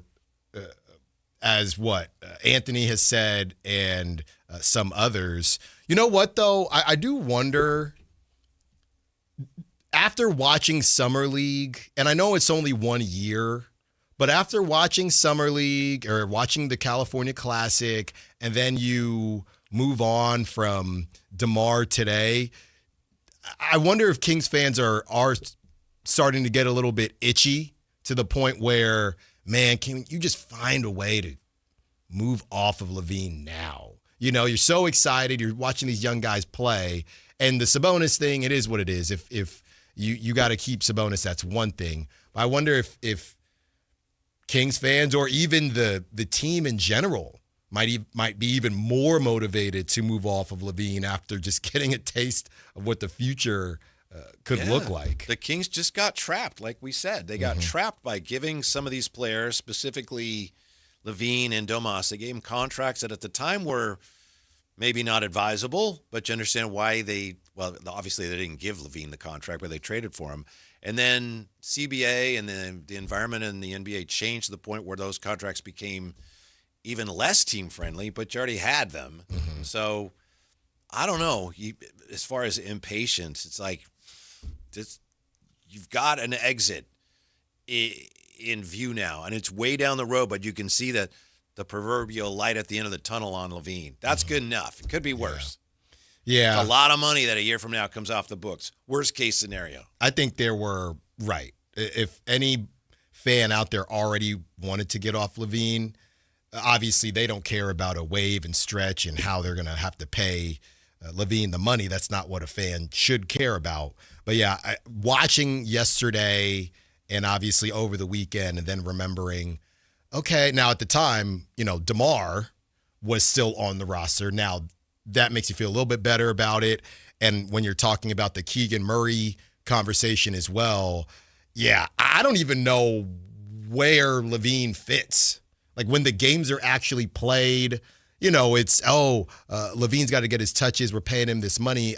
I don't know what it's going to look like. I don't think you feel that way anymore. You don't feel obligated to get him anything. Yeah. I mean, he's hopefully going to make shots and will help you win some games, but you don't owe him anything beyond that at this point. No. And I think you want him to get touches so maybe he drives up his value to the point where maybe at the deadline someone's interested. Yeah, but it's Acuff, priority number one. Probably Keegan, priority number two. Yeah, you remember Kobe's last year, and the Lakers announced that this year's all about Kobe, and they were also tanking at the time, but they made everything about Kobe. This is Kobe's last year. We're going to send him off, and it was kind of an interesting way to tank. It's like, wow, that you can't really argue with that. Clearly, you're going to lose a ton of games, but I get it. Right. This year, the Kings aren't tanking, but this year similarly, I think, is going to be about Acuff. This year is like Acuff's year. Yeah. Not that nobody else matters, not that you don't want to add more players, but a lot of this year is going to be about, here you go. Here's the keys. Watch this. This is the guy that everyone should be watching. He is taking this franchise into the future. Yeah. They did. Now, I know obviously he's the top pick, but this is the first season where Keegan's new contract does kick in. So he is getting paid more. Now there's probably, like you said, a wide gap, but if you can leave this season with a better idea or feeling better about who Keegan is going to be in this league, I think that's the second priority. The scariest thing about Keegan is that his three-point shooting has gotten worse like every year. Yeah. You know what's fascinating, though? Keegan, if you were to ask Scott Perry and give him truth serum, right, and he did give Keegan that contract, even though he didn't draft him, if Scott Perry was if we said, hey, Scott, who's a bigger priority to you this upcoming season? Let me write this down because we'll ask him when we see him next week. Right. What is a more important priority to you this season? The development of Keegan Murray or the development of Nique Clifford? Well, we want to develop all of our players. Right. That's what he would say.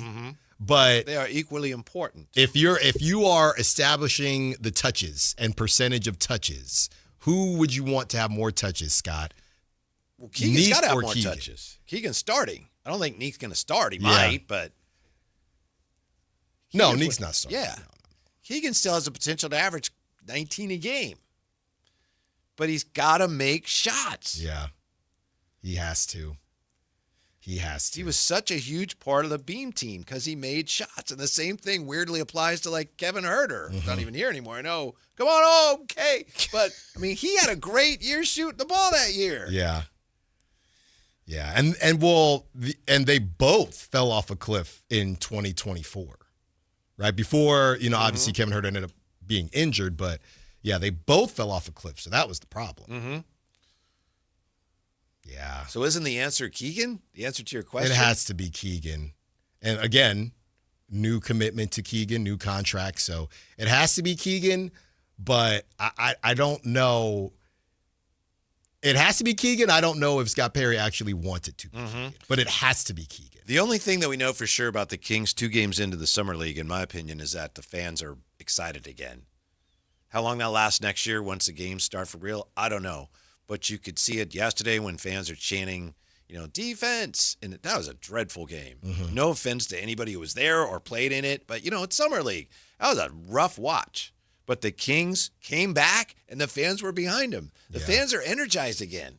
Yeah, they're asking today, of course, is Acuff playing tonight? They're excited. Well, it's funny because it feels like this was a great weekend for Kings fans. Right? Or even getting into today, but you got to see Acuff, right? We'd been kind of robbed of that. I know Devin Carter didn't play. I know Nique Clifford did last season, but Devin Carter didn't play his first season. He was injured. So you get to see Acuff as advertised. He takes 1 million shots.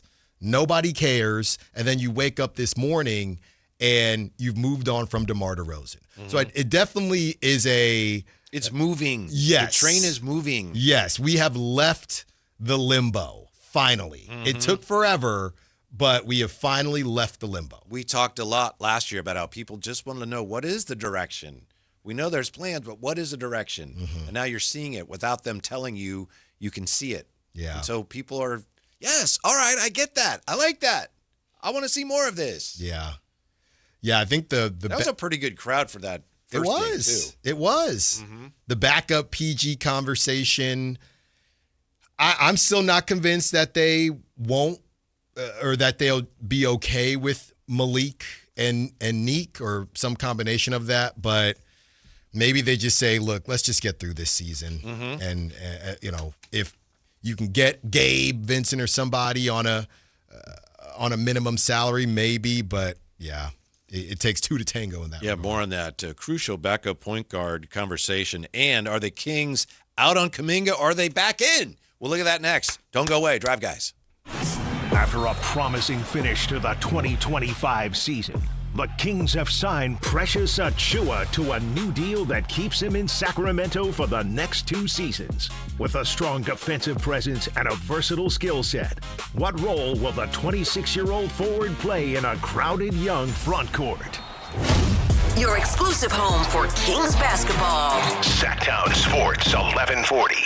This is a special alert to all Americans who own a vehicle with less than 200,000 miles with an auto warranty about to expire or with no warranty coverage at all. Due to a decline in the economy, CarShield is announcing a low-cost month-to-month vehicle protection plan that is now available to the public to save any driver out-of-pocket expenses on future auto repairs. Call now to find out how you can pay almost nothing for covered auto repairs. Yes, you heard that correctly. Pay almost nothing for covered auto repairs. An open phone line has been established for all drivers to call for a free quick quote. Call 800-292-4541 now. Drivers who are covered will not have to pay for covered repairs again. This protection plan is at an all-time low. Additionally, drivers who activate this vehicle protection today will also receive free roadside assistance, free towing, and car rental options at no additional cost. Call us for your free quick quote today. 800-292-4541. That's 800-292-4541. What do you have to lose? Call 800-292-4541. Again, 800-292-4541.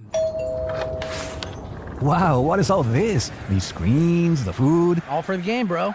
Let us pitch in. No need. I'm saving $1,000 bundling my wireless and internet with T-Mobile. I've got it all covered. Goal!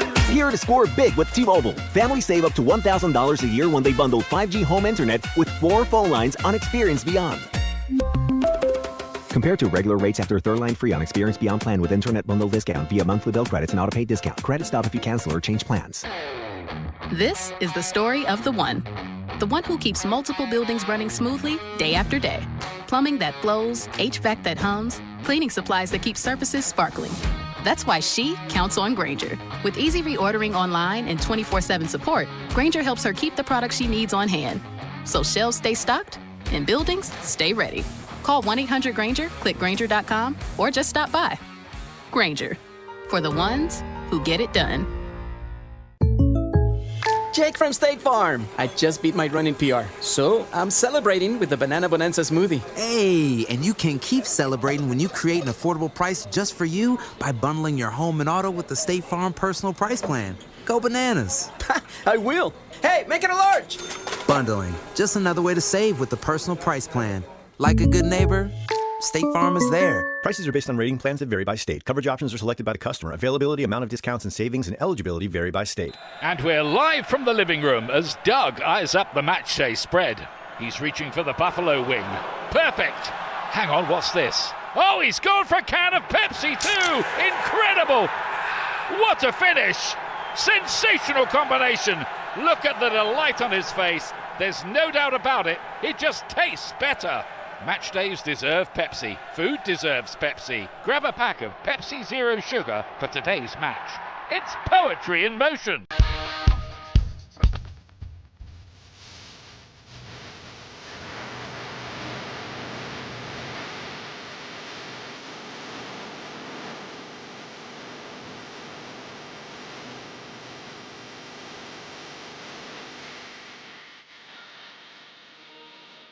The Drive Guys with Kevin Gleason and Alan Stiles on Sactown Sports 1140. Summer League basketball tonight, California Classic, including, and then the Kings heading to Las Vegas. Summer League, there is a World Cup play tonight. Your team's playing tonight, Alan, not Panama. USA. USA. Come on. Who you got tonight? Tonight? Yeah. Who am I rooting for? Yeah. You know, I root for the underdog sometimes. Who is that? I don't know. You tell me, Alan Schmallen. Probably. My team's out. Germany's my team, and Germany's out. Yeah. Mm-hmm. It would be nice to see the Americans continue this.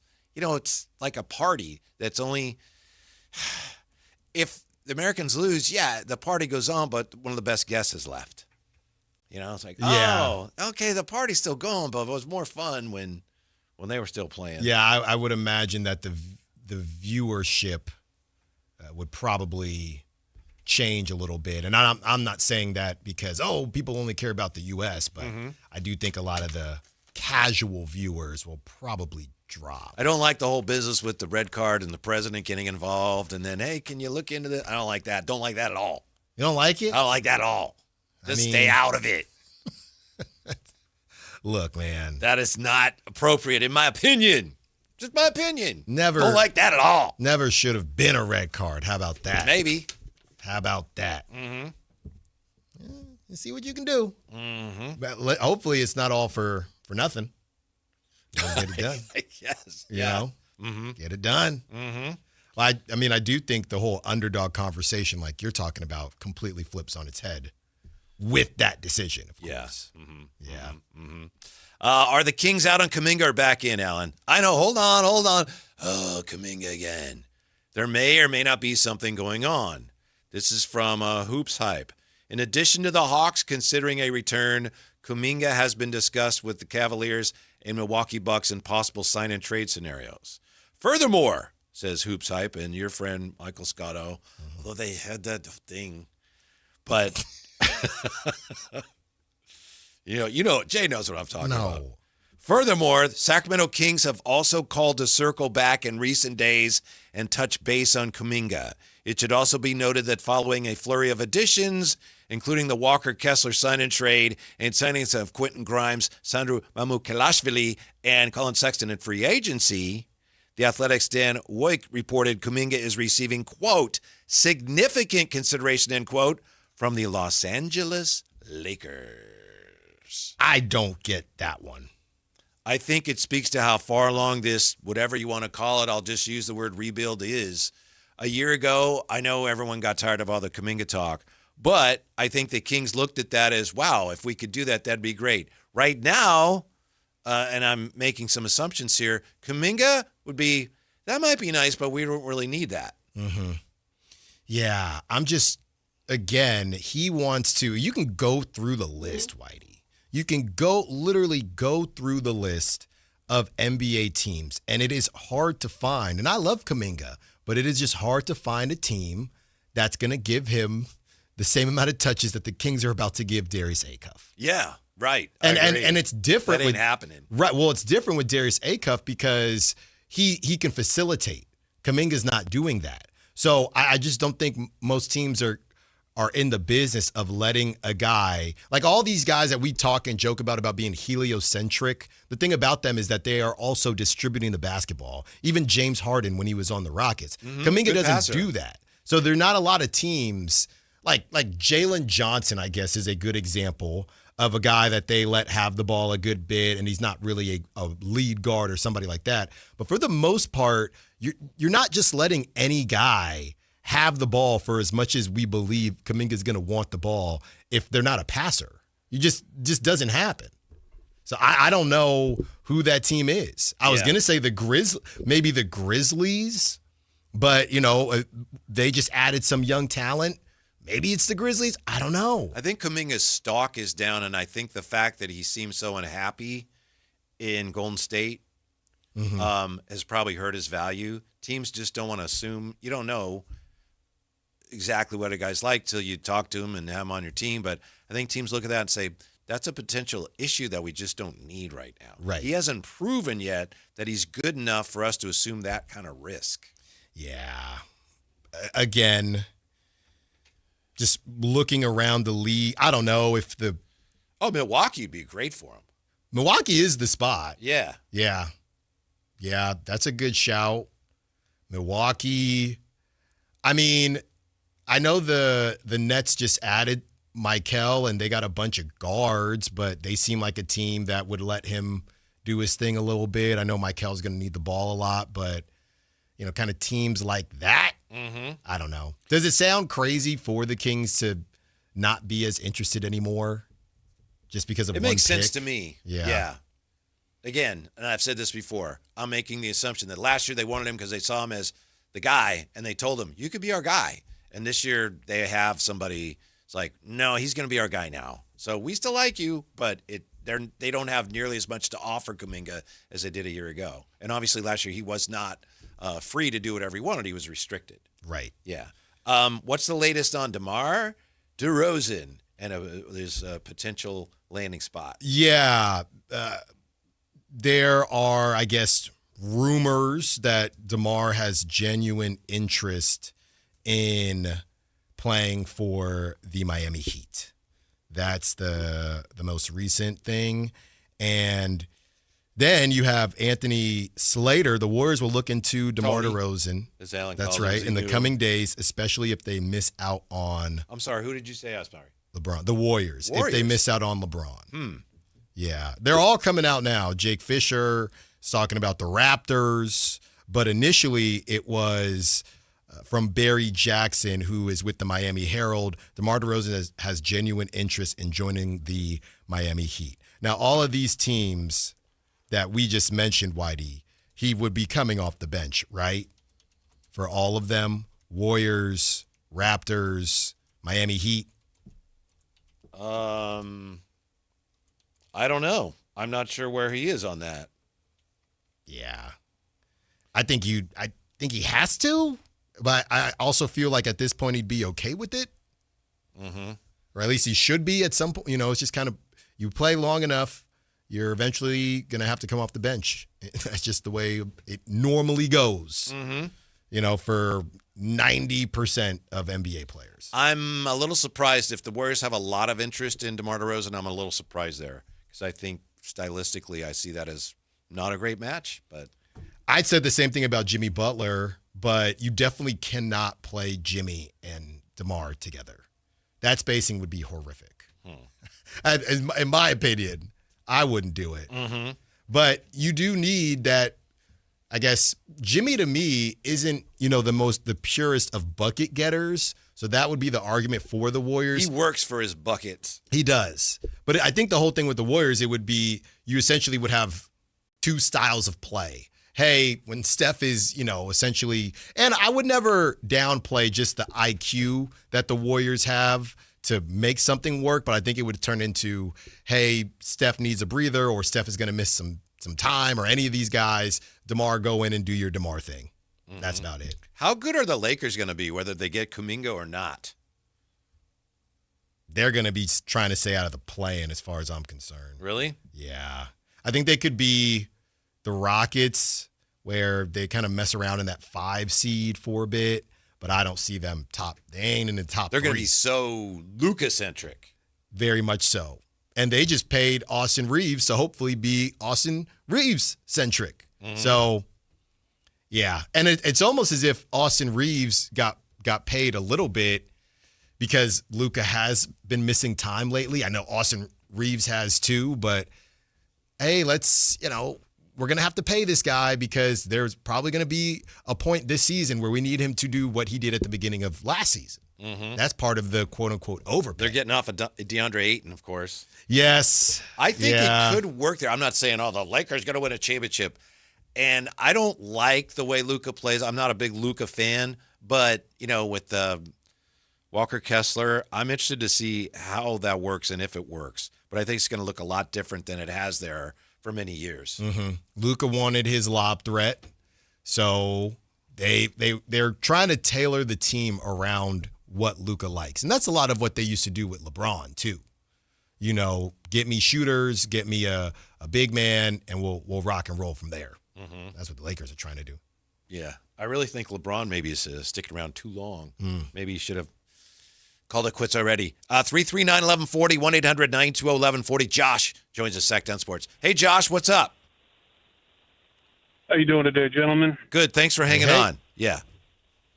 Yeah, absolutely. So I've been thinking about this whole Kuminga thing that you guys were talking about, and I think I figured out a way that it would make sense for us to potentially sign him without it completely hamstringing us.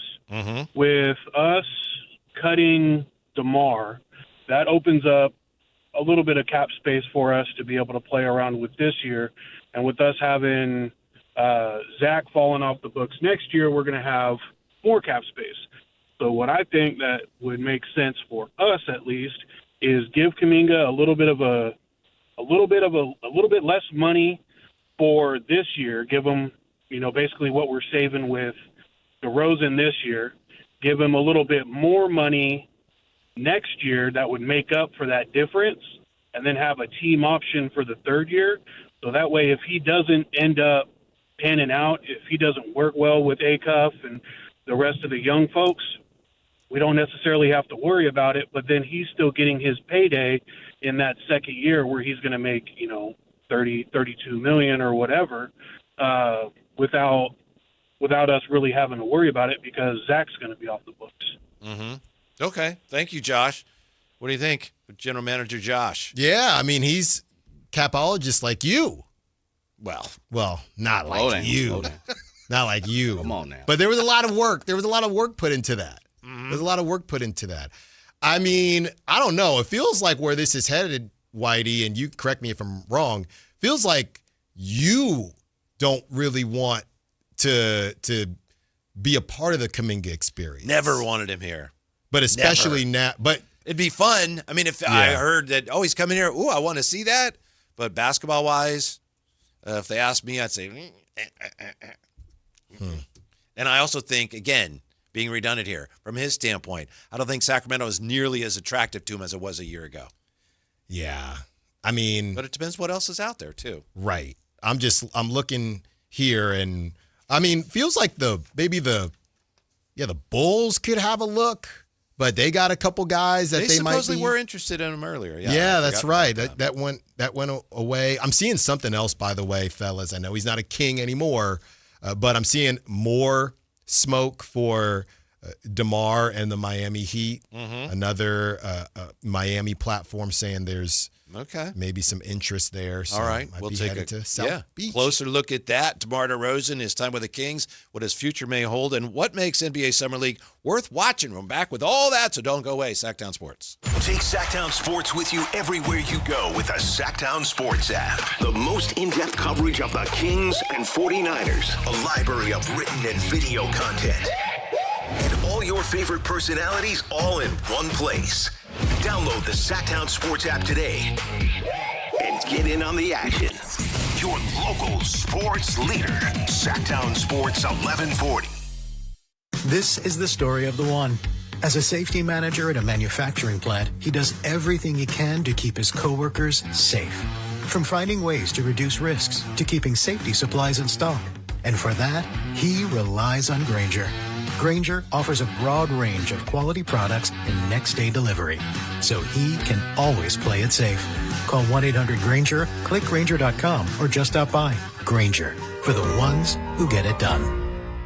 Skeeter here, my card. Field Tech, Sacramento Yellow Mosquito and Vector Control District.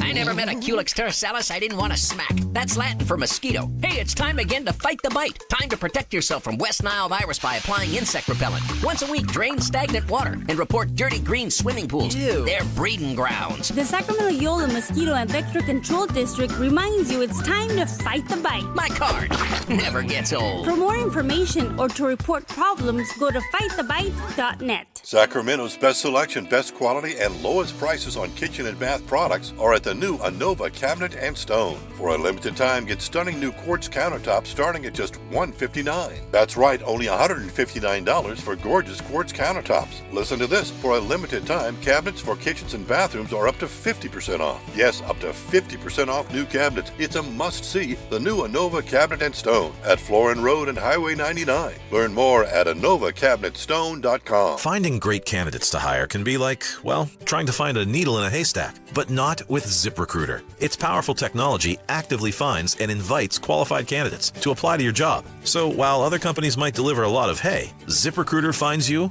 the needle in the haystack. See why 4 out of 5 employers who post a job on ZipRecruiter get a quality candidate within the first day. Try ZipRecruiter for free at ZipRecruiter.com/free. That's ZipRecruiter.com/free. ZipRecruiter.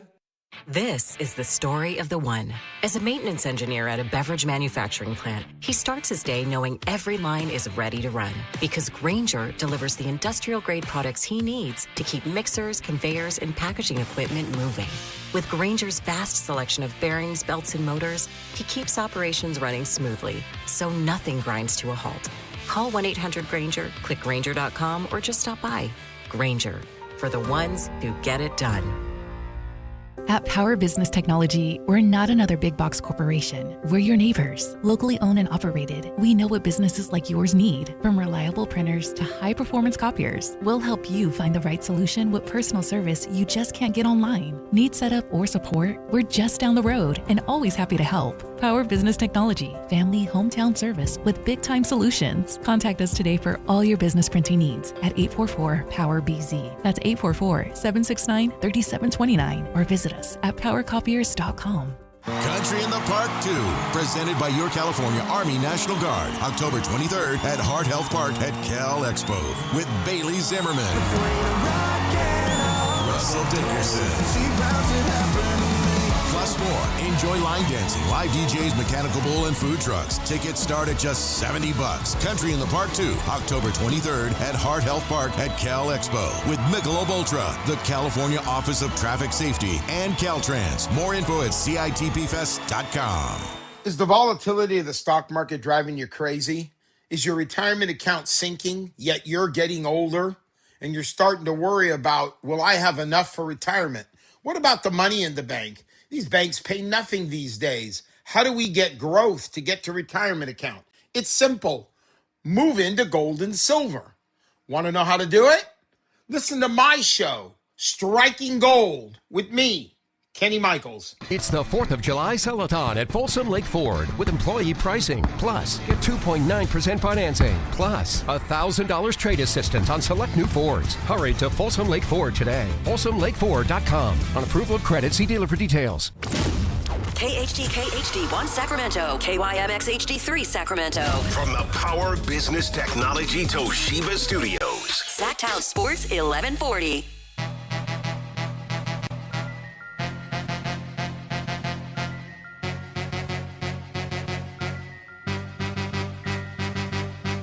Live and local, it's The Drive Guys. Watch the show on youtube.com/Sactown Sports 1140. Or listen on the Sactown Sports app. I don't know, this may be bad news for Alan, who would love to see the Kings make a run at Peyton Watson, which would make sense, but here's the report. Looks like Peyton Watson is a likely free agent target for the Clippers, Alan. They're building something over there. My guess is they heard you earlier talking about him, and they said, we got to go after Peyton Watson. Yeah. Now, does it feel like they're going to have to give – well, I guess they'd have to give up – well, the only way they wouldn't have to give up anything is if they have the cap space, and I'm assuming they probably do. Clippers currently have, according to SI.com, about $22 million in cap space and the $9.4 million room mid-level exception. Mm-hmm. So this may not be enough to lure Watson away from the Nuggets. Again, this restricted free agency. Yeah. You can match, and the Nuggets could go, you could make an offer, and the Nuggets could say, yeah, we like him, we'll match. Right. We'll keep him. Well, the other part of it, too, is that the Nuggets, if they didn't want to be a part of the Peyton Watson experience anymore, they'd be trying to – it would be because of salary. So they're not necessarily trying to – going back to my Keegan combo, I don't believe they're trying to take back somebody making similar money to Peyton Watson. Jake Fisher and Mark Stein reported on Saturday, so I guess it wasn't because of what you said, that Watson may require over $25 million in annual salary in his next contract. The Nuggets, who of course are notoriously cheap, may not be willing to match that offer sheet. So, yeah. So the Kings are not in position to generate an offer of that magnitude, given their current financial situation. Right. And even if I saw somebody say DeAndre Hunter and a first, I don't believe that even though it is expiring, I don't believe the Nuggets would, want to take back a contract. Mm-hmm. Now I don't even know what they are, suggestions on the internet that Zach LaVine would still be open to something mutually beneficial. Of course he would. Yeah. Right. Right. Yeah. But he's not trying to give up any money. It doesn't seem right. And he shouldn't.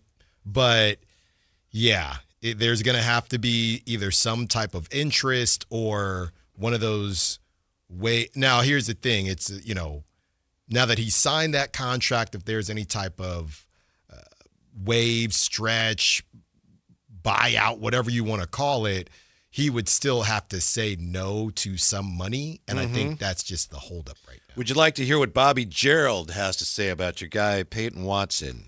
Yes. Peyton Watson today is a low-tier starter at small forward, in my opinion. Again, that's Bobby Gerald. His defensive rating was 1.6 points worse than Denver's defensive rating as a team. Remember, I did question his defense to a degree. The attraction with Watson is he's still just 23 years old. He's already very experienced, and he continues to improve. I like him, and I like Bobby Gerald, too. Just don't think he's worth giving up what you were willing to give up to get him. Yeah. Much as I understand your affinity for young Mr. Watson. Right. Now, people are cussing me out on Twitter and No. Don't do that. It's a whole thing. Look. Why? It was a little bit aggressive, don't get me wrong, but I was just checking in on where everyone was at. Yeah, I don't agree with your proposal, but you have to be aggressive. I mean, you got to throw things out there. Right. I don't hold any grudge against you for suggesting it. Well, I mean, it really comes down to that. Right. And it just comes down to what Keegan is worth to you. And I'm talking to you, Whitey. I'm talking to everybody listening or watching. That's really the conversation because you've given up a first for Peyton Watts. He's 23 years old. It's really as far as what are you telling me that Keegan is good enough to negate that? Because I don't know, right? If we were to look at it, I think the biggest red flag, as we were going back and forth with our boss, but the biggest red flag is the games missed. That's probably my biggest cause to pause because I was freaking out from the games that Keegan had to miss this season, and he's been relatively healthy.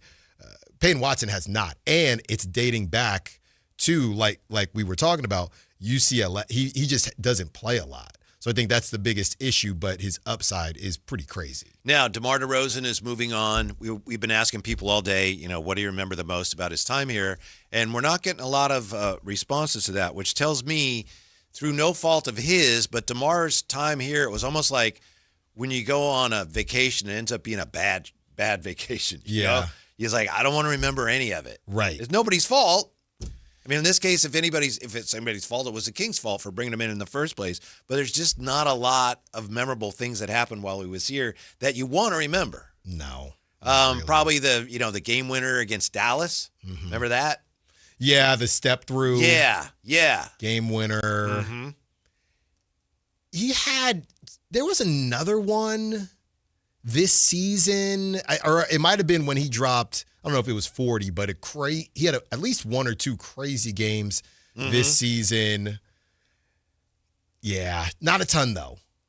Not a ton. But what's the latest on him? Continued smoke, you said, coming out of the Miami area? Yeah, it feels like Miami, there could be some mutual interest in Miami.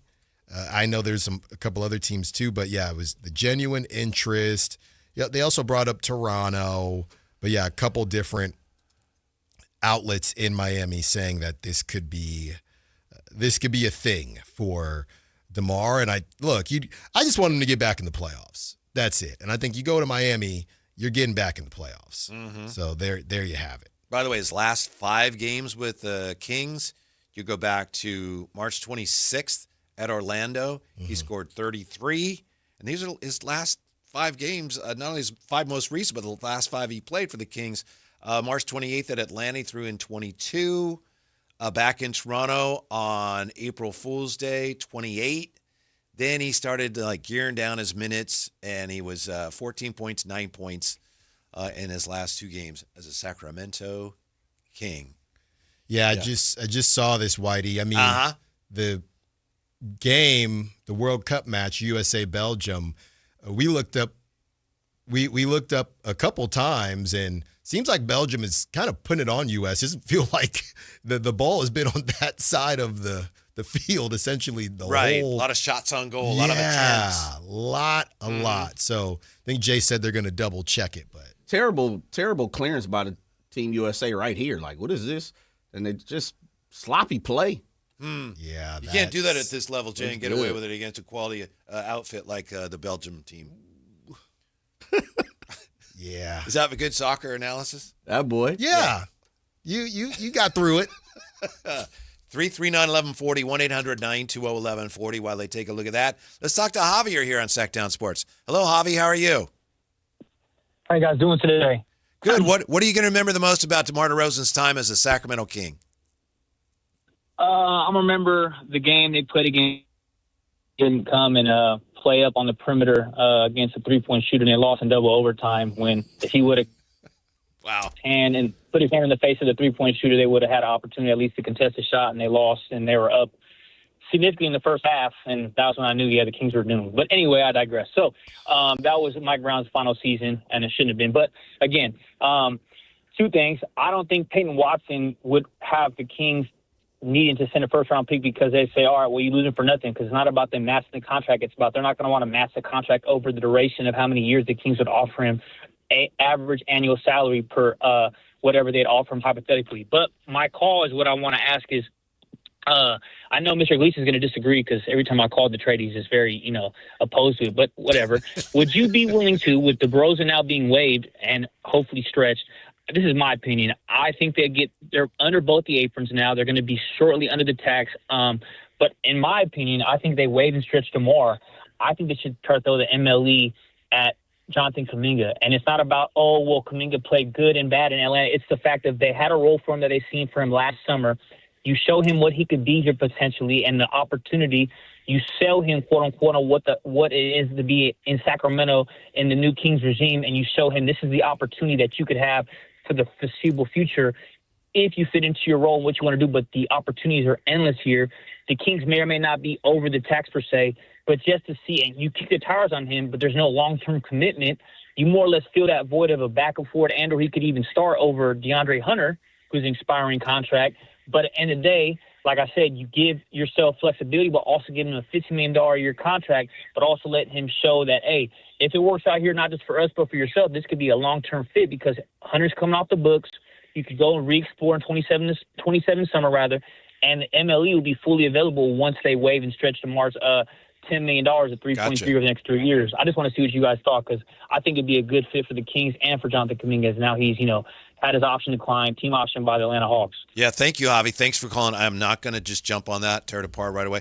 It's in Allen's contract. Anything Kuminga related, he gets first crack at it. That's right. So I don't want to violate his contract. Yeah, the only thing I would say is I don't want to overreact to Acuff and, based on one game, and I know they're going to play tonight, but based on one game, all of a sudden we're too good for Jonathan Kuminga. Now, you have never wanted Jonathan Kuminga, so you've been consistent there.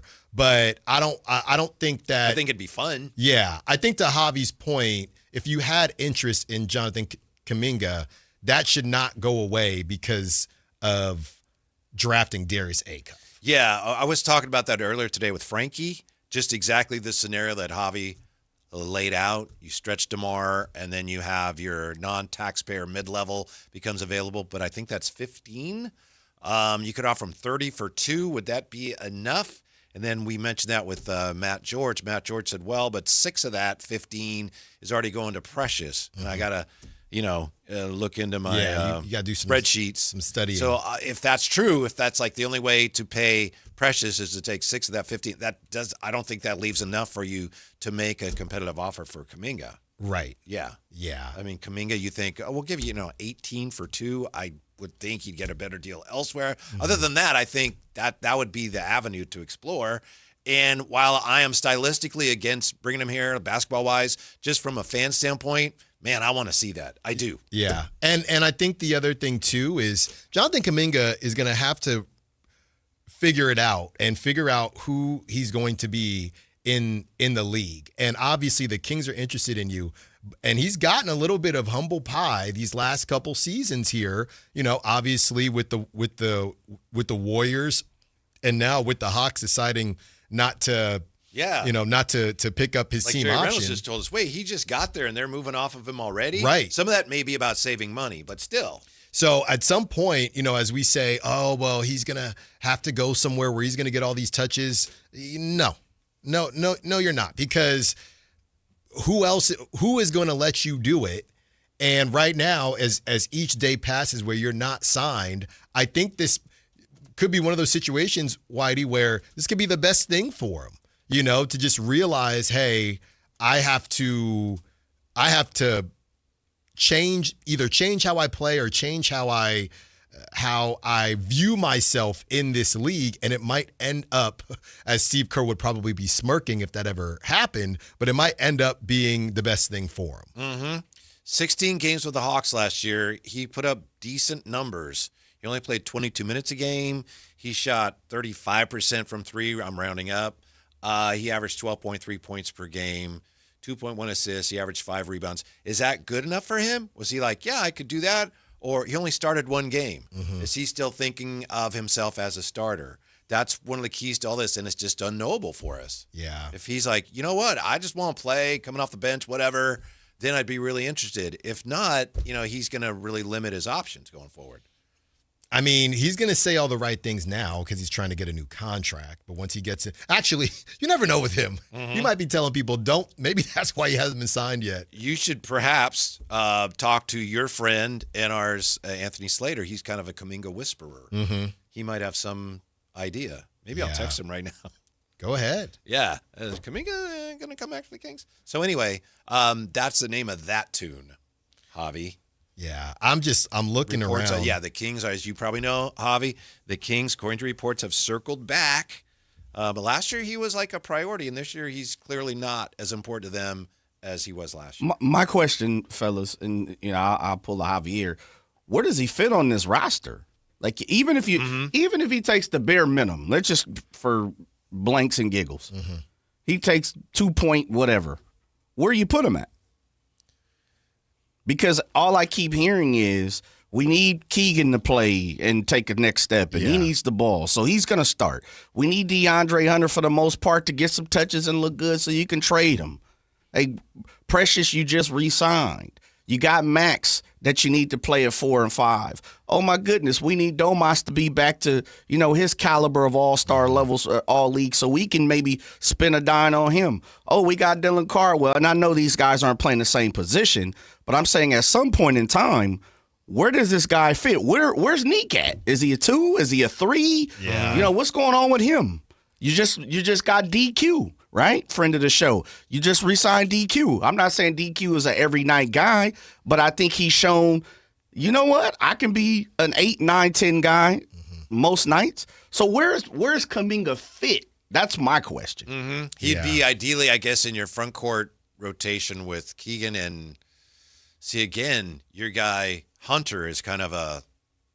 Hunter would have to come off. I don't know. Is he going to be on the team this year? Is he going to play? Yeah, That's a great question. What do you mean where he's going to be on the team? He's on the team. So I know, but I mean, are they going to move him before? Or are they no, they're not moving that, Whitey. Stop asking that question. I think they're going to try. Yeah, but we would have already heard that though. Yeah. So if it's just as it stands, and let's just assume that they can financially make it work, I think you'd have to bring Hunter off the bench. But also, if you're looking at Hunter as a short-term fit, like we want to get something for him, and if they view Kuminga as like we still think he can be a part of this, then you'd be willing to like go through some moments where you got a crowd there if you thought Kuminga was worth hanging on to when you get rid of Hunter. So he's your starter? Kuminga? Yeah. I would think if you bring him in, that's what you're looking starter? at. Or you say, I'm not saying it's a great idea. No, I'm just asking. I'm just being dumbfounded here. I'm just asking some of those questions in the form of where does he fit on this roster as it looks today? Here's the problem, according to Anthony Slater. Kuminga and the Kings still a possibility. Kings have circled back per Hoops Hype, and Slate says not at the price point that JK wants. See. So he's about his chips. And it's crazy because that's the tough part about these contracts, because they'd have a decent amount of money at the end of next season. Yeah. With Zach and Hunter gone, but that doesn't help you right now. Unless he takes another 1 year or 2 year deal with a player option or something like that, and then opt out, basically a prove it deal, which I'm sure he doesn't want to do. As you're watching Quentin Grimes get $60 million, right? I would assume he's looking for something more in that range. I don't know if he should get that but I'm assuming that's what he's trying to get. Mm-hmm. Yeah, it doesn't look like, it looks like a complete waste of everyone's time. Yeah. Once again, I think the Kings are better off if they just decide to go another way, or if the Kuminga says, yeah, you don't have the money I'm interested in. And Jay makes a great point. Or the touches. But sometimes, and we've seen this a lot with the Kings going back long before Scott Perry ever got here, sometimes an organization, and we've seen it with Scott Perry and other players, and a player, they just can't quit certain guys. Mm-hmm. Different, yeah. It's a bad relationship, Whitey. Just kidding. I wish I could quit you. The Lakers thing is weird to me. Them being interested in him. He'd be coming off the bench, right? For the Lakers?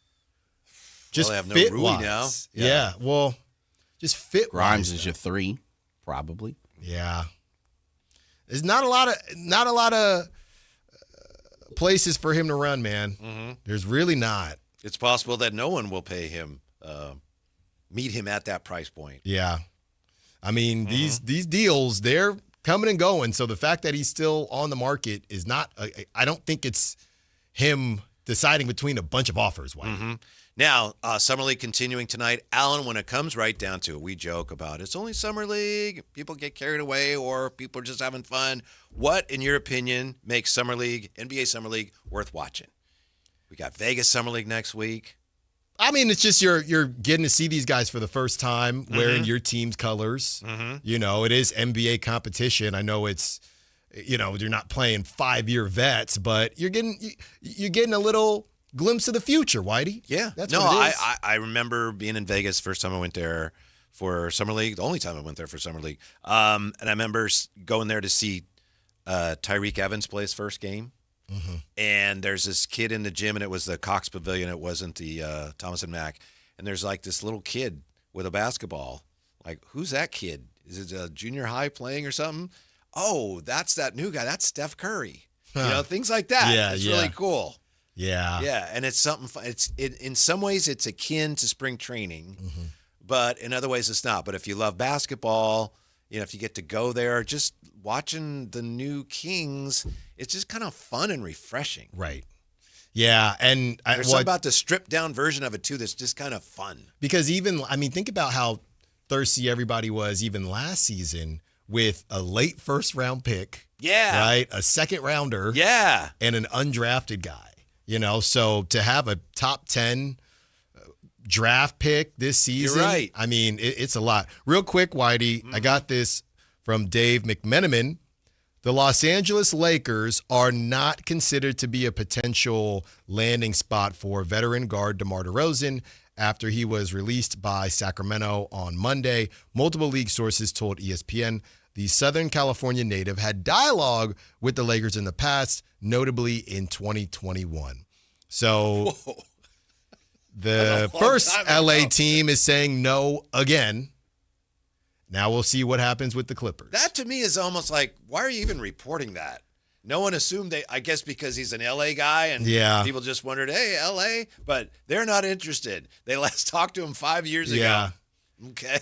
I think it could have made a little bit of sense. I mean, again, coming off the bench just as a scorer, but I don't know. Maybe they're focusing, hey, we already spent a lot of money on Luka and Austin Reeves. At some point, we're going to have to get other defensive players besides Jared Vanderbilt. But you say there's smoke coming from Miami. Miami, yeah, they have not.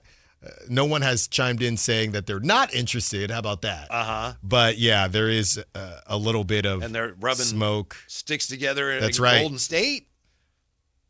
Golden State, no. I saw multiple sources for Miami. Golden State, Anthony Slater just said if the Warriors don't get LeBron.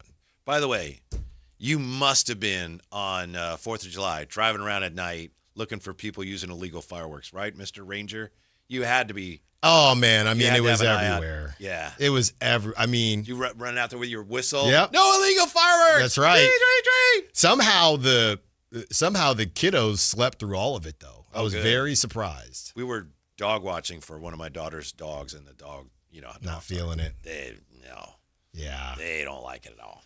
Yeah. Then, you go out the next day, and it's just We got Roman candles all over. We got the poppers. You just throw them on the ground. You got the sparklers. Yeah, we got right? the poppers and the sparklers. Yeah, and that was a lot of fun. That's doing all we sparklers needed. with your daughter during the daytime. Yeah. Uh-huh. Yeah. Well, I mean, it's late or it's light out so late that she's not fully staying up. Mm-hmm. So we did both. We did them on 4th of July, then we did them yesterday too. Yeah. Mm-hmm. Years ago, we used to do fireworks with our next door neighbors because our daughters were the same age. And one little girl next door, she's got sparklers, and everyone's got their sparklers. And she starts spinning around, with her sparkler out. And she kind of loses her balance, and she staggers towards me in my shorts and just drives that sparkler right into my thigh. Hey, careful there. Wow. Well, what are the rules with these fireworks, though? Because, they got the stand at Bel Air or wherever. Safe and sane. Right? Yeah. What's the the illegal level? stuff is everywhere, and you could look outside, or we looked outside our window, and you see these things up in the air like 2 blocks away. Yeah. I know that's not legal. Where's Alan? So those aren't aren't being sold at those stands. Because I didn't, you know what I mean? I just bought, like I said, the sparklers and the poppers. Yeah. So those stands are just kind of the those are fireworks. the fountains and the base Okay. things. You light them, and light fuse get away. People put them on ladders to put them higher up. Right. Yeah. Now the ones that are really that shoot sparks in the yeah. Those are not at those the stands. No. Okay. They're not supposed to be. Well, yeah. I don't know. They're not. They're not, Jay says. Mm-hmm. Okay. I had a friend who sold fireworks in Alaska one summer. Mm-hmm. Illegal fireworks, and he brought some back, and years later he gave me one, and it was this little tank, and you light it, and we lit it on the radio one afternoon at the old station, and my wife said she heard it 3 blocks away or whatever. Wow. I mean, it was loud. Yeah. Oh yeah. Yeah. See, I don't. Yeah. A lot of them come. I mean, we're right next to Nevada, so a lot of that makes its way across the border. Yeah. Okay. State line. See, I don't. should say. Dangerous. Yeah, I don't mess around, man. Mm-hmm. I don't. Give me my I sparklers. don't mess around, but why weren't you out there? I'm taking not. pictures Look, of man. people. People, Somebody throws a little line in a pond, and you're all over it. No, people are serious. Are blowing up the sky. People are setting serious trees about on their fire. fireworks. They're serious. They're real passionate about their fireworks. So I'm. Choose your battles. Do what you got to do. Me. Just do whatever you got to do. Okay. What I got to do is get to what's cooking. The analytics debate in hoops is cooking. It's sizzling hot right now. We'll look at that next on Sactown Sports. Sactown Sports is taking over NBA Summer League. Join Jason Ross, Whitey Gleason, and Alan Stiles as they broadcast live from Las Vegas, July 13th through the 17th. Presented by Power Business Technology. Over the air, online, and on location, Sactown Sports 1140 is your eyes and ears for all things Sacramento Kings this summer. Your exclusive home for Kings basketball. Sactown. And we're live from the living room as Doug eyes up the match day spread. He's reaching for the Buffalo wing. Perfect. Hang on, what's this? Oh, he's gone for a can of Pepsi too. Incredible. What a finish. Sensational combination. Look at the delight on his face. There's no doubt about it. It just tastes better. Match days deserve Pepsi. Food deserves Pepsi. Grab a pack of Pepsi Zero Sugar for today's match. It's poetry in motion. Wow, what is all this? These screens, the food. All for the game, bro. Let us pitch in. No need. I'm saving $1,000 bundling my wireless and internet with T-Mobile. I've got it all covered. Goal! Here to score big with T-Mobile. Families save up to $1,000 a year when they bundle 5G home internet with 4 phone lines on Experience Beyond. Compared to regular rates after third line free on Experience Beyond plan with internet bundle discount via monthly bill credits and auto-pay discount. Credit stop if you cancel or change plans. It's game day. Are your moderate to severe Crohn's disease or ulcerative colitis symptoms keeping you from the action? Skyrizi, risankizumab Riza, could help you get back to the game. Skyrizi is proven to help people feel significant symptom relief, achieve remission, and visibly improve damage of the intestinal lining. Skyrizi is a prescription injection medicine for adults. Don't use if allergic to Skyrizi. Serious allergic reactions, increased infections, or lower ability to fight them may occur. Before treatment, get checked for infections and tuberculosis. Tell your doctor about any flu-like symptoms or vaccines. Liver problems leading to hospitalization may occur when treated for Crohn's or ulcerative colitis. Control is everything to me. Ask your doctor about Skyrizi, the #1 prescribed biologic in Crohn's and ulcerative colitis combined. Learn more at skyrizi.com or 1-866-SKYRIZI. Hi, I'm Justin Gingery. One of the most common questions I receive is, what makes us different from other law firms? At Gingery, Hammer & Associates, we handle your case from beginning to the end. Whether your case reaches a settlement, whether it must go into litigation, or whether it has to go all the way to trial, we will be with you along the entire way. And because we are committed to your case, we are as invested as you are in making sure you get the outcome you deserve. When you get an injury, just call Gingery. This summer, the Honey Pepper Pimento Chicken Sandwich and Pineapple Dragon Fruit and Sprite are back at Chick-fil-A.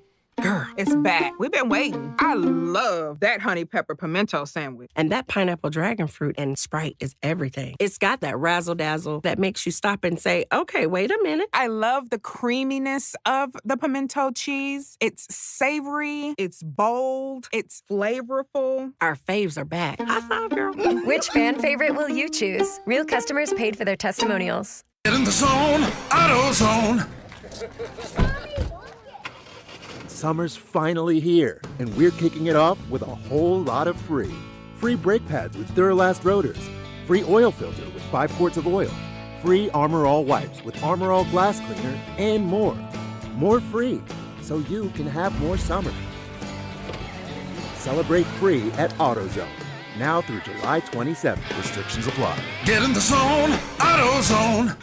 Order up, Sacramento. And for you, sir? I will have the gabagool. The dinner bell rang, and it's time to find out what's on the menu. Lunch? Oh, you gotta be kidding. Lunch is for whips. So fire up the grill and crank up the burners, because it's time to find out what's cooking on the Drive Guys. Give me all the bacon and eggs you have. Do you understand? Here's Whitey Gleason and Alan Stiles. I'll have what she's having. Team USA is cooking, huh, Jay? We are all even in Seattle. Let me get that goal from you. Country road, take me home. Let me see how long I can do a goal call. Let me hear it. Can somebody time me? I will Tell me time when to you. go. Okay. Hold on. Ready? Go.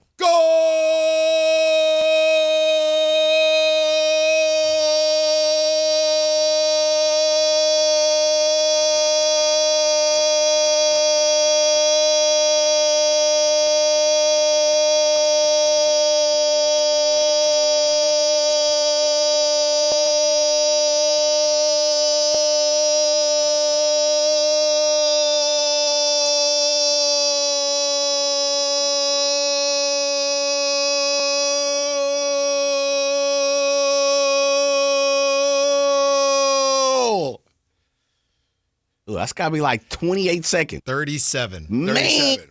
Basically I cut it 38. short. That's I could've kept impressive, going. brother. Well, never do it again, because while you were doing that, Belgium scored. Really? Wow. That's on me. What? Yes. Didn't even look up. I didn't either. Yeah, I could have gone. I could have kept going. Oh, yeah, you still had some still juice plenty of left. Yes. Real quick here before we get to what's cooking. Thank you, Z-Man, pointing out the Kings use the biannual exception for Precious. Yes, which is true. So that would mean that the mid-level, the non-taxpayer mid-level that becomes available, which is about 15, they don't have to tap into that to pay Precious, because Precious is getting paid using the biannual. So, and yes, thank you, Alan. Belgium has taken a 2-1 lead just moments after USA tied the match. But what's cooking right now is a debate in basketball over analytics. And it actually started with some reports that Jaylen Brown, according to analytics and analytics people around the NBA, was overrated. And it's just raged on since he was traded. And Brad Stevens actually addressed the trade today, had a press conference. There's no way he's going to win that press conference. But it's gotten even more heated because former Warrior and New Orleans Hornet David West has weighed in on the analytics debate. Here's what David West has to say. I am neither insecure nor lack the intelligence to understand data. I'm a fan of the game, a lifer, if you will. but the nerd influence is too much. Style, nuance, individualism, mid-range post play, all gone.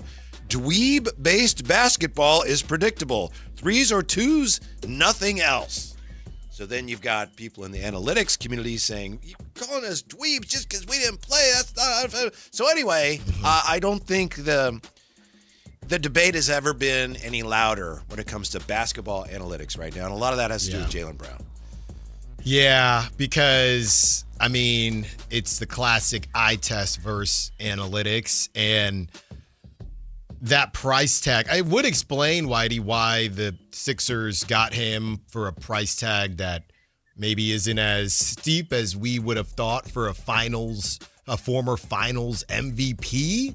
But when I watch him, I don't know. Is it more about, because here's the thing right now, it's just about fitting into the groups and the types of players, right? You're either a 3-and-D, or you're a center, or you're a star, right? And I think Jaylen Brown is a star, but he does it in such an interesting way. You know, remember that game? I'll never forget when the Warriors, they treated him like he was Draymond Green, funny enough. And I think it was right after. It was the season, I think it was 2023. And they had beaten them in the finals. Beaten them, yeah. So they beat them, and the Warriors just didn't guard him from 3. Do you remember that? I don't remember that. They just decided, like, disrespectful, and he hit the 3s, and I think the Warriors lost that game, and they asked Jaylen Brown, what was that? He said, I don't know. And it's almost as if, you know, for some of these numbers, the traditional numbers and the advanced ones, people just do not give that guy the credit. He's a really interesting case. I know Hollinger today wrote that he was against the trade. He said Jaylen Brown is maybe a little bit overrated, but he said he's a really good player. So we'll see where this ends up as far as whether Boston did what they should have done. Brad Stevens did talk today about, look, we owed him so much money, and going forward, we felt like we couldn't afford to pay 70% of our salary to 2 players, which is the direction in which we were headed. But Jaylen Brown is a guy that doesn't shoot the 3-ball very well in an era where, you know, that's a big part of it now, right? You got to shoot the 3-ball. He actually led the league in turnovers last year. So I'm not sure. I am sure where the answer is. Where exactly it is, I don't know. But here's the thing about analytics, whether you're talking about, as Jay said, even football now, basketball, or baseball, analytics is just a tool that should be used to evaluate players and team performance. A tool. It's not the only one. It's something that you use to, if you're in the business of doing this, to paint part of the picture you need to make decisions.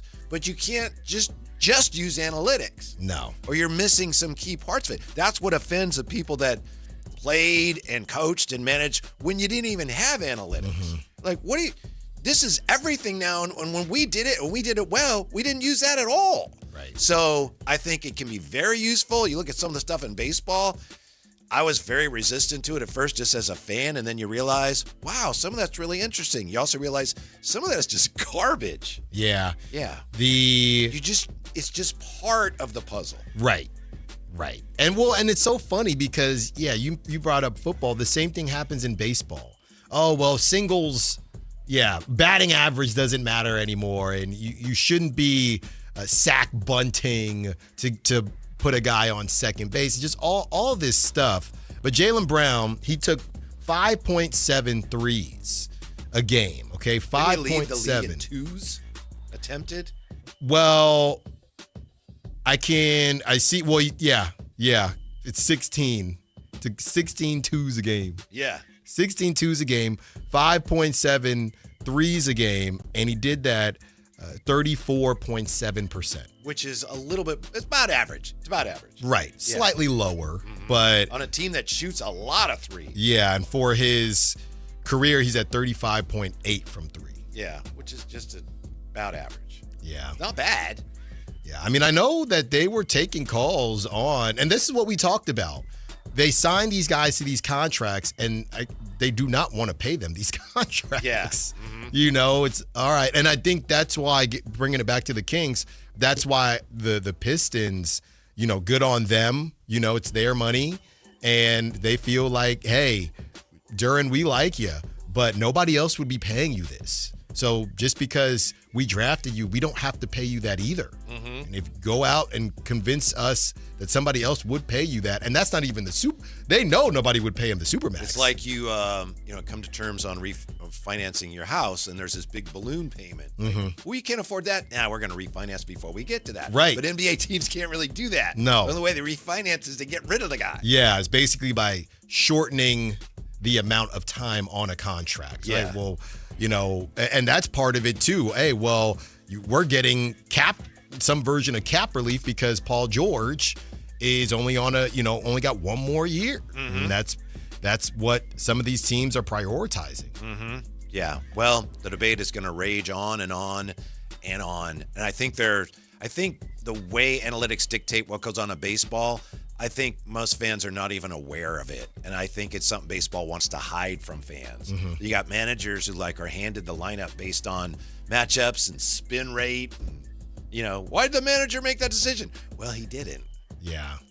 Well, going back to, Bochy in those days, doesn't even feel like a lot of these managers have that much control. They don't. I agree with you. It's different.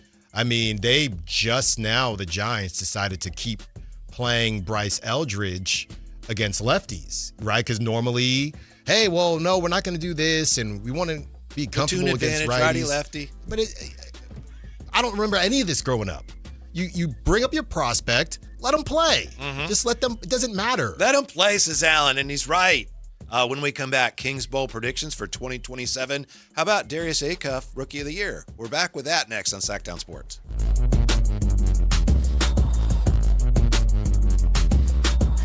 Take Sactown Sports with you everywhere you go with the Sactown Sports app. The most in-depth coverage of the Kings and 49ers. A library of written and video content.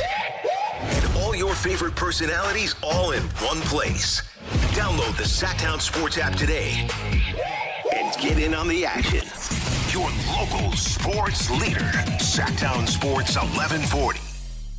If you have unfiled taxes or are in debt to the IRS, this is important news. Did you know the IRS has programs specifically designed to help people struggling with tax debt? Powerful tax assistance programs that can save you thousands if you qualify. No one knows these programs better than the experts at Optima Tax Relief, America's most trusted tax resolution firm, A-rated by the Better Business Bureau. Their award-winning tax attorneys and licensed professionals have resolved over $3 billion of tax debt for their clients. One call to Optima can start the process, helping to put an end to your worries about wage garnishment, asset seizure, and other aggressive IRS actions. Find the best options to solve your tax problems. Call the experts at Optima Tax Relief today for a free consultation. Call 800-375-2922. 800-375-2922. 800-375-2922. Optima Tax Relief.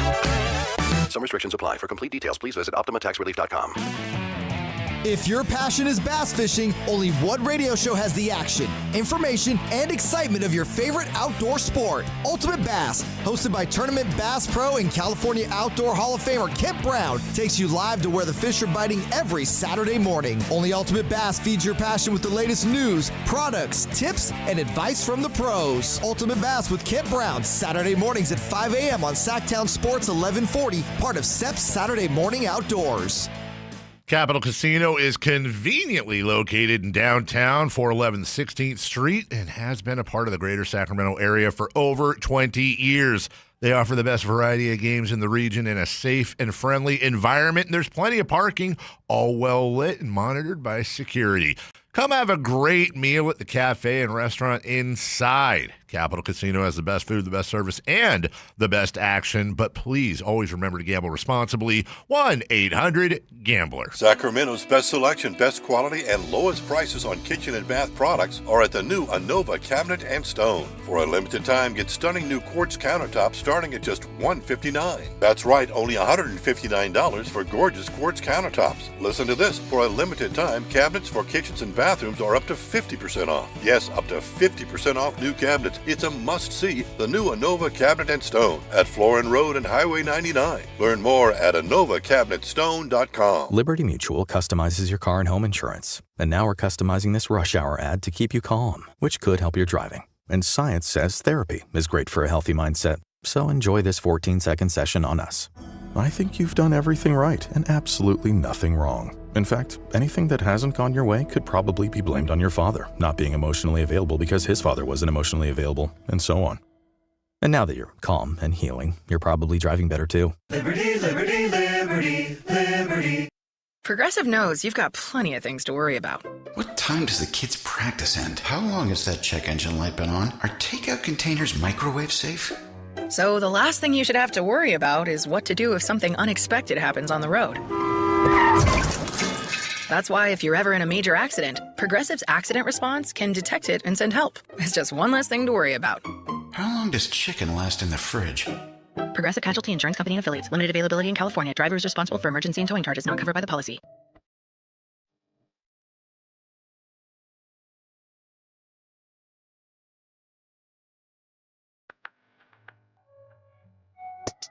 Your afternoon home for Kings Talk and so much more. So much more. The Drive Guys on Sactown Sports. Interesting footnote from Law Murray, friend of the show, outstanding writer for The Athletic. He points out that, quote, 6 Lakers played more than 15 minutes in the Game 3 win at Houston in April to take a 3-0 series lead.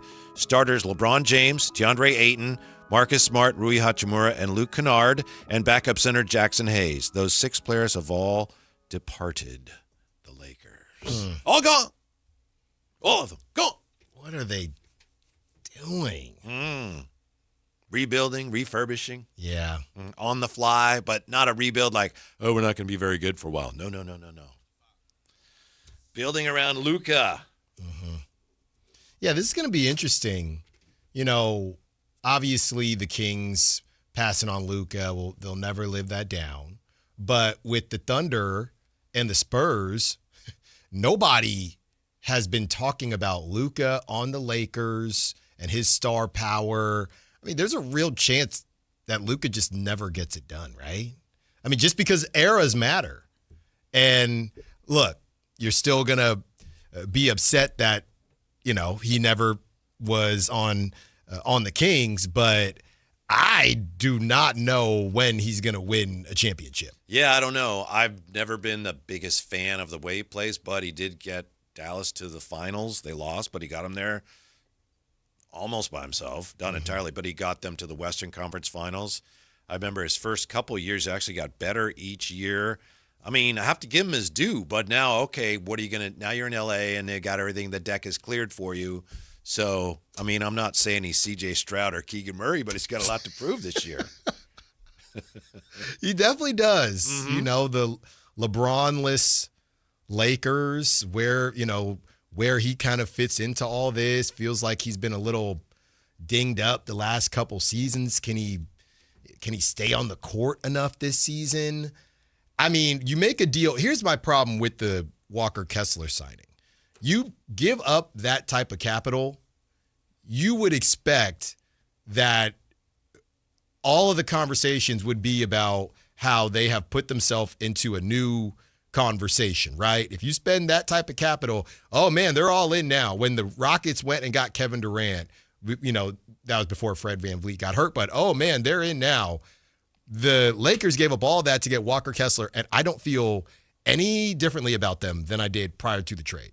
Maybe I'm not giving enough credit to Walker Kessler, but I don't know who they leapfrogged right now. When we started the show, you were coming after me a little bit because you said I wasn't getting excited enough about Summer League and I wasn't overreacting enough. Yes. So how about can I make up for that in your eyes if I wrap up the show with this? Darius Acuff will be the Rookie of the Year this year. Wow. You think so? I think he's got a shot because he's going to get so many opportunities. You know, I remember when Tyreek was a rookie and they built the whole campaign of how he could be one of 6 rookies to average 25 and 5, along with, who was it, Jordan and Magic and LeBron. And anyway, and he did it. And he won Rookie of the Year. Yeah. Ahead of Steph Curry. So I just think it's a little different now. Things are a little brighter for the Kings, a lot brighter than they were at that time for the Kings. But I think he's going to get every opportunity to run the show. Yeah. And he's going to put up numbers. Right. And I think that, not to say that's a team goal, but I do think that's something that Scott Perry would definitely want. And to make sure, hey, let's make sure we're putting him in the organization best. Be solidly behind it. Yes. Yeah. Let's make sure we're putting him in the best positions possible in order for that to happen. If you catch my drift there, Doug. Mm-hmm. And Emmanuel Sharp, fans are crazy about him. Mm-hmm. See, it's interesting watching a player. We haven't seen one in a while. Seen a few here and there, but a player that's committed to the defensive end. It's like, oh, yeah, that's how you do it. I forgot. Well, you know where this is going. Where is it going? You see, and again, Keon not drafted, right? And shout out Keon, headed to hang out with Jordy in Brooklyn. Yeah. But is there a world where, you don't think about Keon anymore because of what Emmanuel Sharp is doing? Yeah. I mean, I'll always, soft spot for Keon. Mm-hmm. But I think he was a victim of some of the high expectations the team set from publicly. Like when, Coach Christie talked about him and Keegan as these guys could be all league first team defense or all defensive team. And that's what coaches say. But, he's probably not going to do that. Mm-hmm. Yeah. I think we're probably to a point now where we play the game overrated, underrated, properly rated. I think that Keon is probably properly rated now. I think it's great for him that he's got a career at this point. Yes. I remember there was a time when, who's that guy? Mm-hmm. Oh, he played on the G League team. Yeah. He was on the Beam team. He didn't play much, but he was. Right? Yeah. I think he went from being obviously a bit underrated. And then when the first round pick stuff came up, that's when this thing got a little wonky. And I think most of us got caught up in it. But now I think you see how much a team like the Nets, who probably won't be contending for anything, but a team like the Nets is willing to pay him, feels like he's back right there where he should be. Mm-hmm. Emmanuel Sharp is a fan favorite. Fans are already penciling him into the rotation. He's the one to me where Jay was saying earlier about bringing in Kuminga. He's the one to me when they drafted him, and I'm looking up, okay, what he can do. I know Nique can play a little bit of point guard, and I loved what I saw from Nique, but he's the one to me that if they feel like he has to play, this could get interesting for somebody like Nique. Because of Zach. Really, it's because of Zach LaVine. Yeah. But because you essentially have to play Zach LaVine, there's only so many minutes to go around. That's a good point. Yeah, I see what you mean. I mean, I think Nique's a good player, and I think he's going to be fine. But last year he was kind of on scholarship, right? Yeah, it was. Hey, this is our first round pick. We're going to put him in as many situations. Now, obviously, moving on from DeMar gives you a little bit of space, but it's not going to be easy to come by minutes. And it's hard to say that about a team that probably won't be good, but there's still only so many minutes in a game. I may be the only person who feels this way, but I did kind of not so much miss him, but I just noticed watching the summer leagues oh yeah, Devin Carter's not here anymore. Yeah. I get it, but I was watching oh yeah, there's a time here or there I thought I saw him. Mm-hmm. He's not. He's not there anymore. Yeah, not there anymore, and no Maxime, of course, either. But we'll see him soon enough. It's gonna be interesting to watch throughout this season how they get these guys minutes. I'm gonna need 3 lobs tonight from Acuff, especially to Cardwell. Yeah, but one to Mobo's not playing. Yeah. I need 3 tonight. Over under 2.5, and I say take the over. Okay. I need some threes. I need some threes tonight. Yes. So we can overreact to it tomorrow. Okay. We will do that. Thanks for being with us. By the way, we still have a 2-1 score. 2-1. Yeah. Yeah, U.S. had a fast break, but Belgium caught up at the very last second to block the shot. You say that in soccer? Sounds like basketball. US had a fast break and they block. I don't know, but it didn't sound right to me. Breakaway, is that hockey? Breakaway? Uh-huh. Breakaway deflection. Yeah. That's better? Long ways to I don't really know. Yeah. I couldn't tell you. Man, how about those hydration breaks, right? Can't stand them. There you go. Man, you're a soccer fan. Yeah, it's not the game I grew up on. There you go. We're back with you tomorrow. We know that. Thank you for being with us. Stick